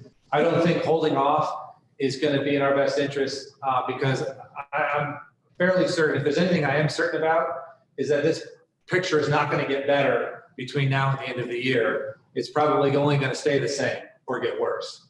It might get a little bit better, but I don't think we're going to see any reversal that would make us want to go back and say, gee, you know, I wish we didn't do that. Unfortunately, just the way this is looking, I think that what we're talking about doing now is fair and reasonable. It also is a little systematic. So for example, the recommendation about cutting agencies 25% for the third quarter payment, come back and we can talk about it again in another 2 months and talk about the fourth quarter, if that's something we need to do or not. If we start to see this thing curtailed differently, then maybe that's a different discussion. If we say, nope, it's impossible, it's going to happen, then we probably already have other decisions in the queue that are going to be more severe. So I think we're doing exactly what we should be doing at the right pace. To not do anything, I think, would be putting us in a position where that operating deficit at the end of the year is going to be larger. And I do think that no matter what, if there is any local aid, I don't think it's going to come near covering what we would need it to cover to get through the year. And I also, so that's a snapshot of this year. I don't want to lose sight that next year is not going to be the same, right? There's structural change that has to happen. And the way we get to that point is going to be through probably, positions. You're not going to get there through material costs or equipment costs. You're going to get there through some level of positions. I don't know if that answers your question, Mike. No, that was good. Yeah, so my second question is kind of based on what you're going after here. You were talking about like 90 positions. Are you envisioning cutting a little bit from each department, or are you going to take more of a lockdown approach, whereas there are certain services we do that are essential and we need to bolster those, maybe even spend a little more money on some of those, but these other services that maybe aren't mission critical, those are the ones we're going to dig deeper into? So right now, the vacancies, we're taking them as they come, and we're going to keep them as they are. And we are making some of those decisions with the vacancies. Like I said, there's 4 positions that we're going to fill because they're critical positions to the infrastructure or to the services that we're providing. As we get into this analysis a little bit further, we'll talk a little bit more about what the options mean when you come to temporary furloughs and layoffs. So I think there's a blend of both of what you just asked when you start talking about those things. Okay. Jason, didn't you say, hold on, Mike, didn't the 90 positions was the equivalent of the $11.8 million gap?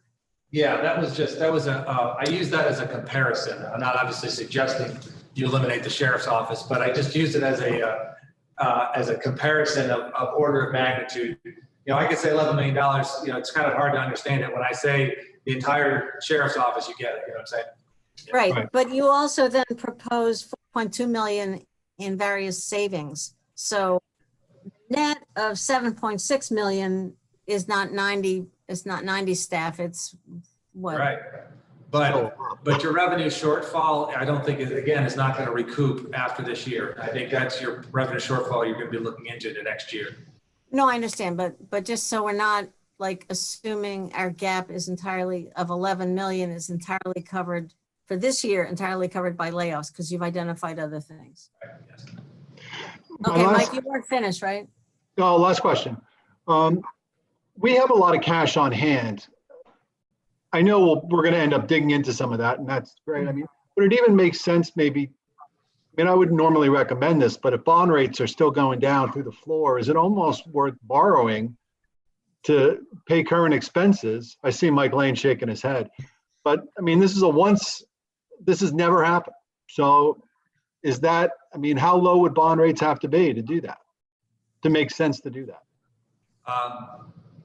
So I'll let Rick talk a little bit more about this, but obviously when you talk about borrowing money, there has to be a period of probable usefulness attached to it. So we couldn't necessarily just borrow to pay expenses. There are 2 mechanisms that you would use from a cash flow perspective, but I don't think we would need to do it. It would be a RAN or a TAN, which is a revenue anticipation note, or a tax anticipation note. That's a short-term borrow in anticipation of either a revenue, which is usually sales tax, or a tax anticipation note, which would be usually in lieu of or anticipation of property tax revenue. Both of those aren't anything that I wouldn't recommend. I know Rick and I haven't talked about them, and we're not in a cash flow crunch to do it. To just borrow money to be able to pay expenses now and amortize that over a period of time, The only people that can do that are the federal and state governments. We can't do that. We could only borrow for capital projects or equipment purchases, something that has a period of probable usefulness. So you could shift some expenses like the equipment, that type of thing, into it. I don't know that, it wouldn't be a significant amount to make an impact, but in order to just borrow to pay expenses, I don't think we're legally, I don't think we can do that. Rick, did I cover enough of that, or is there anything left out of that? Am I on? Can you hear me? Yeah, you're on, Rick. Okay.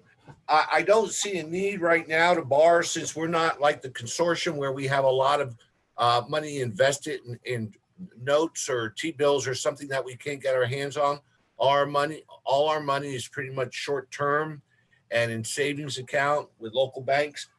Right now, in March 31st, our cash balance was $91 million across all funds. So I don't see us needing to go borrow anytime soon. And I just want to say, Mike, were you finished? Yes, thank you very much, Mark. We are, Jason, again, the big numbers. If we have an $11 million gap, we can find $4 million in savings of various sorts for this year. The gap is $7 or so million that we would pull out of fund balance. Is that? So how this would generally work is so what would happen is, if we have a revenue, revenues over expenses, right? So every year for the past few years, we've had more revenues than expenses. So we've been able to build fund balance, which adds to that cash number that Rick just talked about, and adds a good support system to us. In this instance, where we would have less revenues than expenses, essentially bills have to be paid, and that money is going to be coming out of, for lack of a better term, your fund balance, which means your fund balance is going to go down. So that's how, that would happen at the end of the year. You wouldn't necessarily appropriate fund balance. You would have, revenues over expenditures equals a deficit. Therefore, that shortcoming is going to be hitting your bottom line, and your fund balance will decrease, correlating with that. That's how it would happen on an operating deficit. Obviously, if you have an operating deficit of $7+ million, we got to make sure we can't do that. We don't have that next year, because that's something that we can sustain for any period of time. If that was the way it happened, just as we presented it, and that's what happens, okay. But next year we have to make some structural changes so that we don't have that $7 million deficit. Okay, thank you. We've got Henry, Deborah, and then Anna. Yes, Jason, you mentioned that there would be also some savings with health insurance. What would that be exactly? So right now we're looking at several things. Last fall, Lisa and I talked about looking into, and we were in the process of, until everything happened with coronavirus. Basically, there are several things to look at around health insurance. One would be a Medicare supplement that we could adopt. You did it for TC3 a few months ago, where a Medicare supplement can be an option for retiree health for retirees that are Medicare eligible. Right now, we don't provide that, which means a lot of our retirees that are Medicare eligible are continuing to purchase, and we continue to support a full healthcare plan as a secondary payer, which is basically over-insuring an individual or individuals. So there's something like that we're looking into, and there may also be some changes to the current healthcare plan that we may want to consider moving forward. So we'll probably couple that with the discussion around our retirement incentive. Okay. And the last question, Martha, I know you sent around that list that Senator Schumer had about the schedule of payments. And I was trying to, what was Tompkins County supposed to get? $9 million. Okay. But then the limit is whether or not that could be used for coronavirus reimbursements or for general reimbursements? My understanding is that is intended as replacement of lost revenue. Yeah. That we, the first, whether it was the first or the second coronavirus bill, was right. The expanded Medicaid reimbursements. This bunch was about unrestricted aid to state and local governments. So one thing I would say about that, and that is good, but cautious, is that That's a one-time infusion of aid, which can help offset this year. So two things to think about that. Number one, if the governor takes that as, all right, you've been given all this aid, now I'm going to permanently remove state aid. Maybe this year it balances itself, but next year, does that permanency continue? Which would be a concern of me. Meaning is the governor going to look at this and say, all right, well, great, you've got the money now, so I'm going to take this state aid over here, and then that continues in future years. And again, the second piece to that aid is that is for this year only.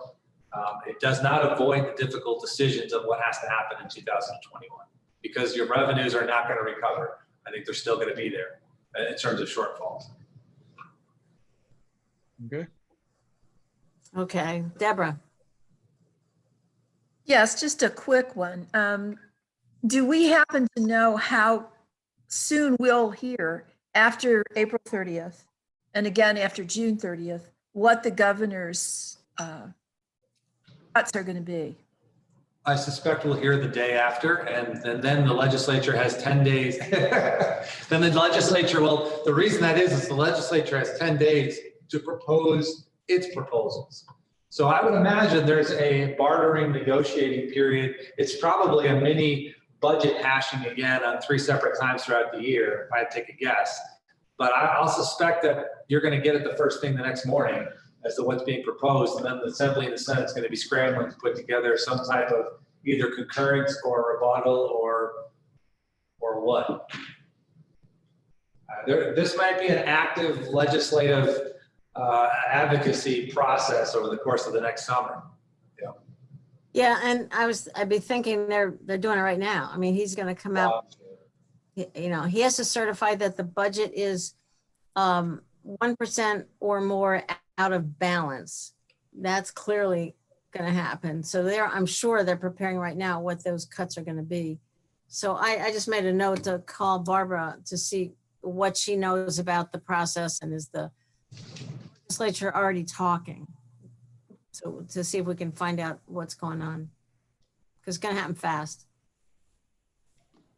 Else, Deborah? Okay, all set? Okay. Anna? Yeah, one question, follow-up of that. I'm assuming then the legislature is going to go back into session for those 10 days. Have they already announced their schedule that they'll go? I mean, that's technically after their session's done, so I'm curious. In June?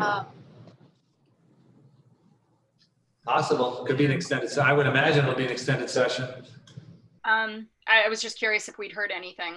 The other question I had, actually, we've talked exclusively about state cuts.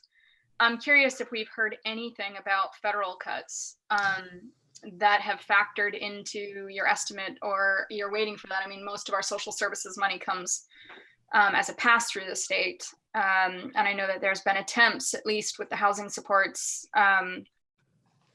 in that context, but I haven't heard others, and I don't see anything represented in this presentation.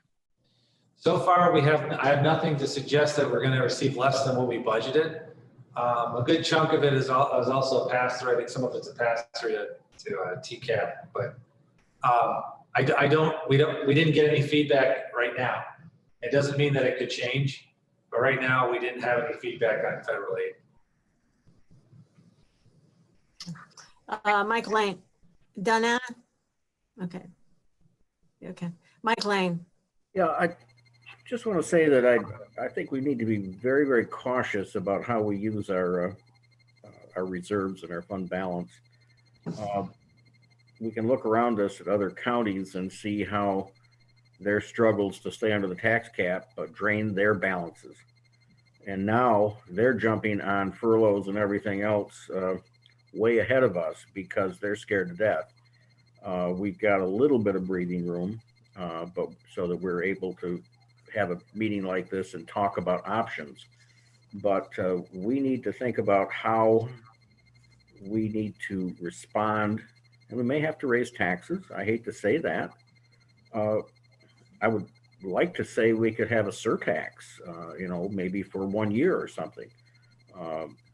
But we don't want to think we can just write a check out of the fund balance and then have that gone, because we're going to have to replace it with taxes at some point. if the economy doesn't come back on a barrel.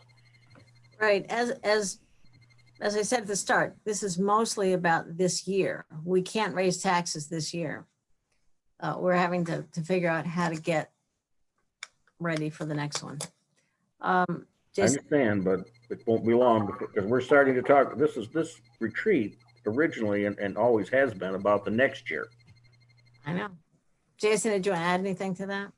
No, I mean, it's, you know, it's a good, I mean, it's the right point to make. And, you know, hopefully that, you know, over the next few months, we start to close that deficit, that gap. I mean, that's the goal. What we're trying to do is we know more information about revenue. Hopefully those improve. Hopefully revenues pick up. Hopefully we can narrow that $7 million deficit to a much smaller amount.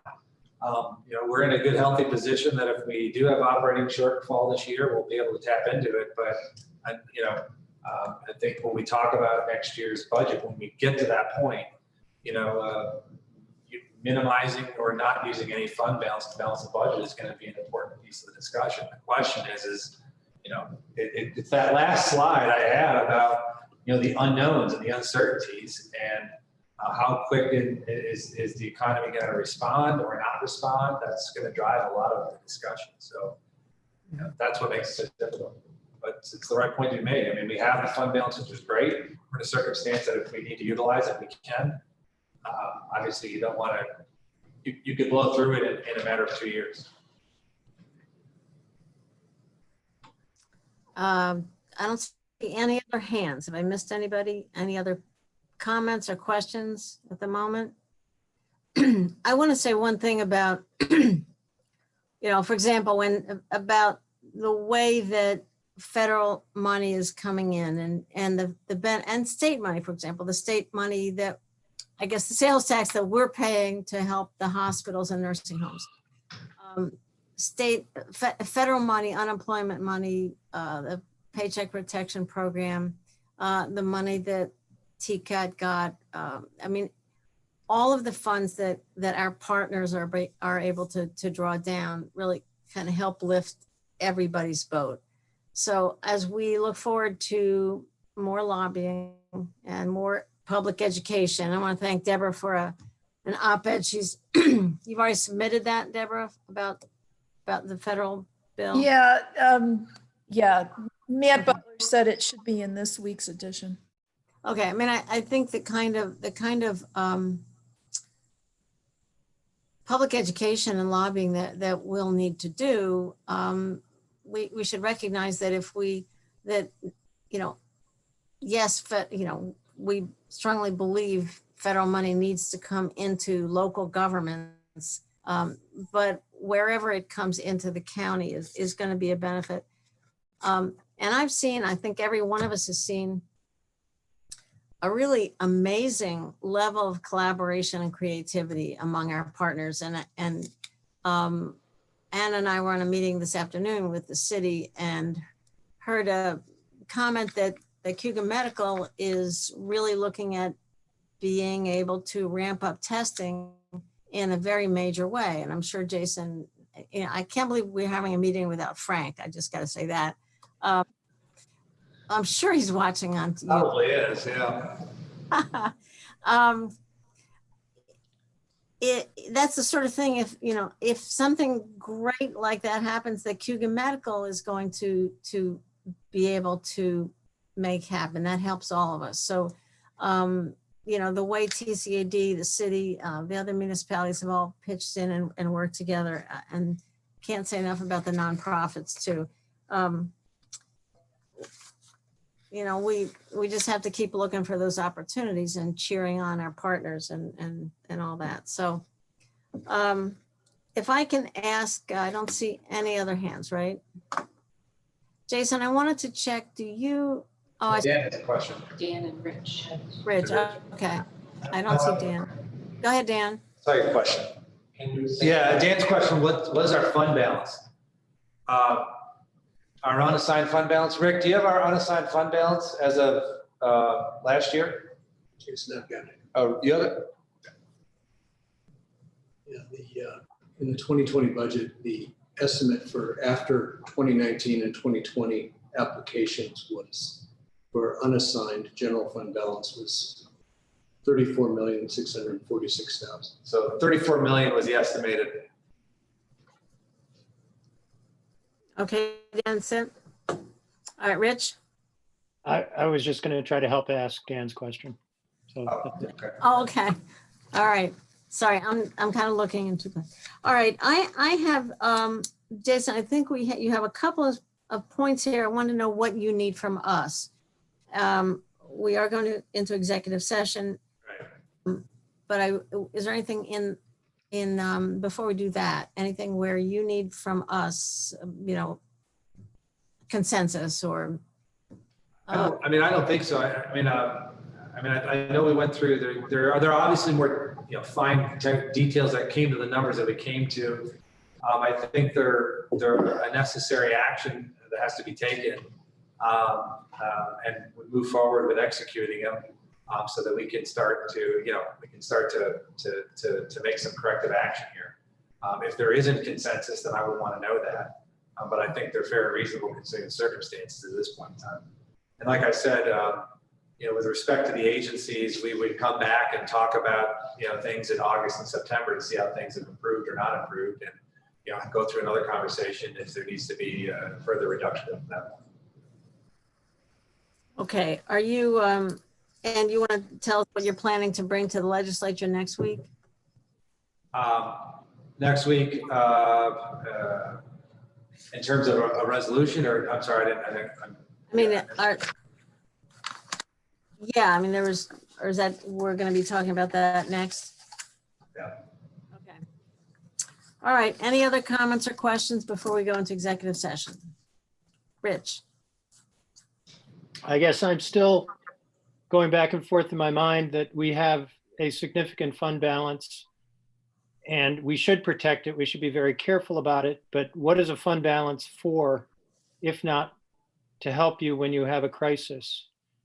And so in my mind, I am thinking, is there a middle ground where we use some fund balance to make this somewhat less painful and get us to a functioning economy faster? And I don't know where I come down on that, but you were asking whether we have full consensus, Martha, and I'm still thinking. Well, I don't think we have a proposal from Jason right now. I understand. I just didn't want it sitting out there that I hadn't. Okay, I think when you use the phrase, Jason, of an operating deficit. Yeah. So projecting a certain gap in revenues and for this year, and not assuming we have to cut 100% of that gap in this year, basically means we're using some fund balance. Is that right? Yeah, it's probably likely you are going to have a shortfall this year in terms of operating. You're probably going to have an operating deficit. Unfortunately, it's probably a reality. Obviously, our goal is to strive to minimize that. If you wanted to take drastic, and I wouldn't recommend this, which is why we did. If you really wanted to take drastic action and really curtail that right now, there's a lot more we can do to really narrow that down. But I would be hesitant to make those decisions or recommendations right now. I think what we're talking about doing is appropriate for what we know today, and it allows you to make more decisions in the future. I also think that it's enough of the right move right now. I don't think it's falling short on what we should be doing. Like I said, we can always make more drastic decisions. If you say, Jason, this isn't enough, we want to cut that down now, we can talk about what we would do to do that. I don't know that would be the right decision right now. Trust me, I don't like looking at the fact that you might have an operating deficit, but there's also a shock to the system of making too drastic of a decision too early in the process. So I think this is fair, it's reasonable, it's calculated, and it's manageable. If things spiral out of control and it just gets worse, then we're going to have to speed up that decision making. I don't know how else to explain it. I know exactly what you're saying, Rich, and I think you're riding that line right now as to being balanced and making those decisions. Like I said, if you wanted to protect the fund balance even more, you wanted more assurances that you're really ratcheting things back, we could do some more things. I don't know that I would recommend it right now. Jill done? Okay, Henry and then Deborah. Yes, I know when we go into executive session, we often say that we plan on taking no action. What are we anticipating after finishing executive session today? No action. Won't be any action. Right. Okay.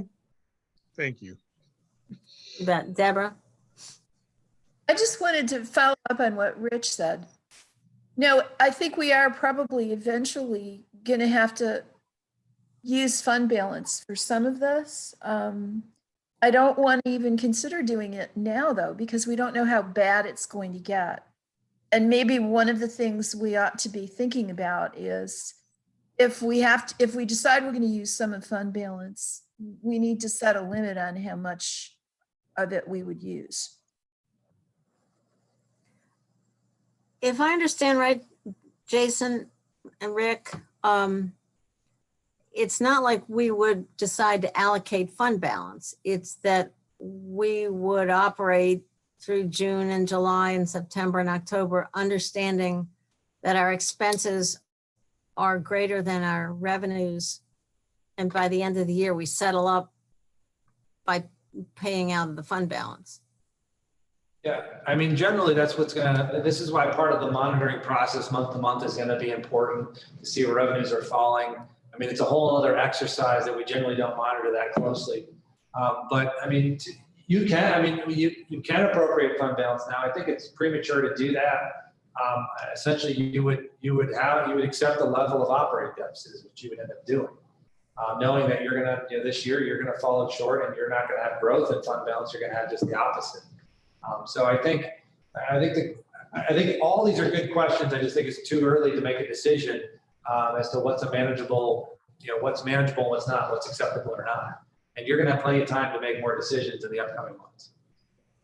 No, I agree with that. I'm just saying, as we watch this process unfold, I mean, at some point we're going to have to say, okay, this is getting really bad. We're going to have to take more drastic action or accept the fact that we're going to have to dip into fund balance up to a certain amount.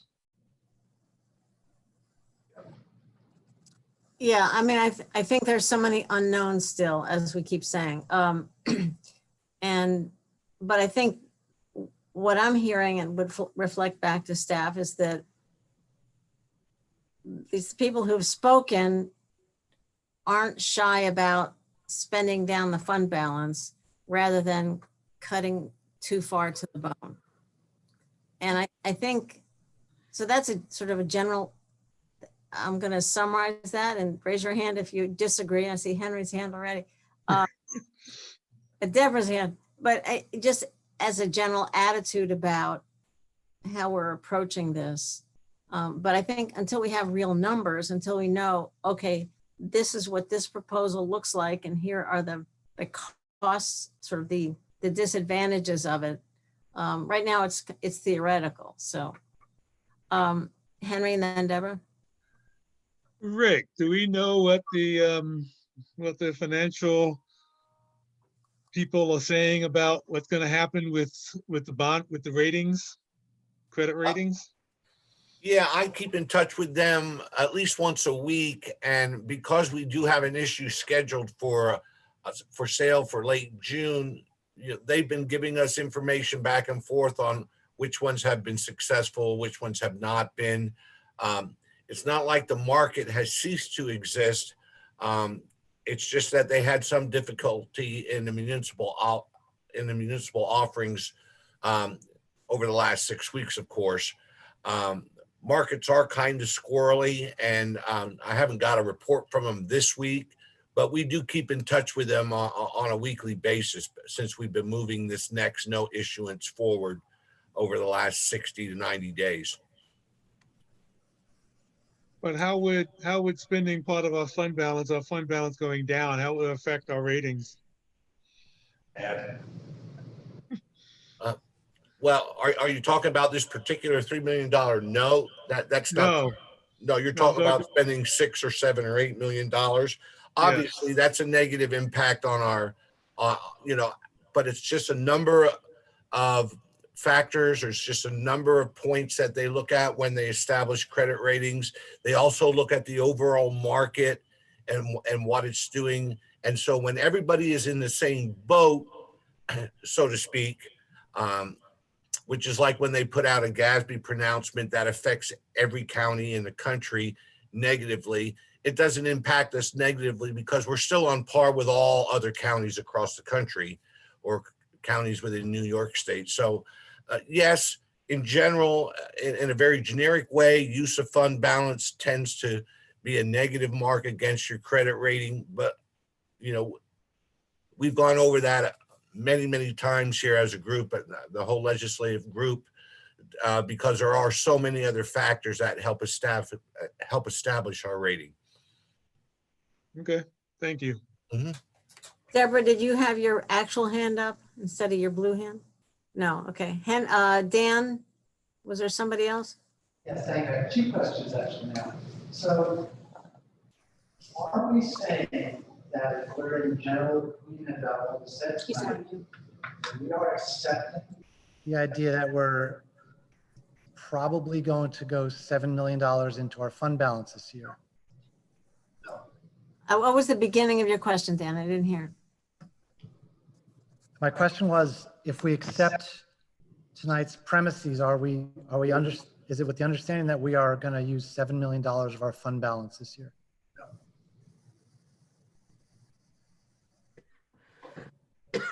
No, I would not. Can I answer that? Yeah, please. No, I don't. This is not. Tonight was not about to get consensus about what's a reasonable or acceptable level of fund balance to utilize. Only because you can't answer that question right now. And it's really, this is more about a snapshot of the circumstances we know today. This situation could get worse. And if it gets worse, we might have to take more actions to do that. So I don't think it would be a good idea for the legislature to say, yeah, we think that's an acceptable level. I don't think you have enough information to determine that. And like I said, over the course of the next several months, we'll know more information and we'll make, we'll determine as to whether or not more actions need to be taken in different ways in order to determine what this operating deficit may be like, to what extent it might be like. And then from that point, you'll be able to make better decisions. So I don't think you want to come out of this saying that's an acceptable range, because right now the goal is to have none, but it's not to be it's not to totally sacrifice everything that you do to get there. There's a balance of operations, there's a balance of service delivery, and then there's a balance of what the foresight of next year will be and how much of that fund balance you may actually have to end up using. Well, I understand that things can change, but aren't we saying that if tonight's projections were correct, we would end up with a $7 million fund balance, going $7 million into the fund balance? It's possible, yes. Thank you. My other question is, what is the message going to go out to the public and when? And is this information embargoed for now? Well, we're live. We're on YouTube right now. Thank you. Maybe I should have told everybody that at the beginning. That was the point of opening as an expanded budget committee meeting, and I think Kathy communicated that to all of us earlier. I have one question about Martha. Yeah. One statement about bond rating is that there are other things that will go into your bond rating other than fund balance. So, for example, if higher ed were not to return this fall, and that will change the landscape of your local economy. That may have an impact on your bond rating, even though it has nothing, it doesn't necessarily have anything to do with you or what the actions of the county government are. So major industries or fluctuations in industries can also negatively impact your bond. Okay, does, we have anything else to chew around yet at this moment? Last thoughts? Okay, I'd like to propose that we take a short break before executive session. We do have to do some computer stuff, and it's already been more than 2 hours, so I'm sure everybody could take a stretch. Let me just make sure Greg Potter's is here. Greg, so tell us what we do. Nice cat, Deborah. Kathy, you need to stop the recording on your side. Yes, but we need a motion first, Martha, to go into executive session, and we'll shut things down. I'll move it, Martha. We'll go into executive session, discuss real estate acquisition. I will second it. Real estate issue and personnel. Person. Okay, Deborah, and second by Henry. All in favor, Kathy, do you want a roll call? Probably should. Yes. All right.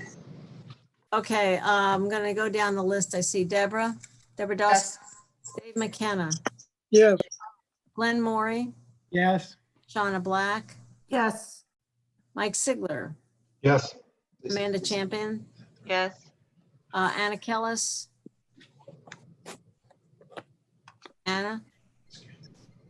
Anna Kellis, you're on mute. She probably stepped away. Okay, Dan Klein. I'm here. Yes. Shauna Black, Yes. Mike Sigler, Yes. Amanda Champion, Yes. Anna Kellis, Yep, Anna. I'm here. Yes, Kellis, you're on mute. I'm hearing an echo. Is anybody else hearing? I'm not on mute on my end. She said yes. Okay. Dan Klein. Glenn. Yeah. This is great. Glenn Morey. Did Glenn vote yet? Yes, I did. Yes. Did anybody not vote? I didn't. I vote Henry. yes. Henry. I vote yes. I did. Mike Lane. Yes. Leslie McBean Claiborne. Hey, Martha? Yeah, Dave. One quick thing. Kevin and I are usually attached at the hip right now. We've been attached at the hip virtually and now more physically, but we're still keeping our 6-foot distance. Kevin was a great, as you know, is a mastermind behind a lot of this, and Lisa as well. Really, the both together have been a great help and have really helped put this together in a very short period of time in a format that we are not used to because it's not a typical budget retreat. So yeah. I just want to thank both of them. They've spent a lot of time here the past few days trying to put this together, and they did a wonderful job. Absolutely. We are in your debt, all of you, Kevin and Lisa. I know this is the kind of stuff that doesn't get a lot of flashy headlines, but it's really, really important for all of us. And I vote yes on executive session. I think that was everybody. I think that was unanimous. I would put my name in as saying yes as well. And Rich too. All right. I don't know what happened with the audio from my end, but I didn't touch anything. Okay. Let us take, if we could take a 10-minute break and then come back. And then as Henry asked, we are not planning to take any action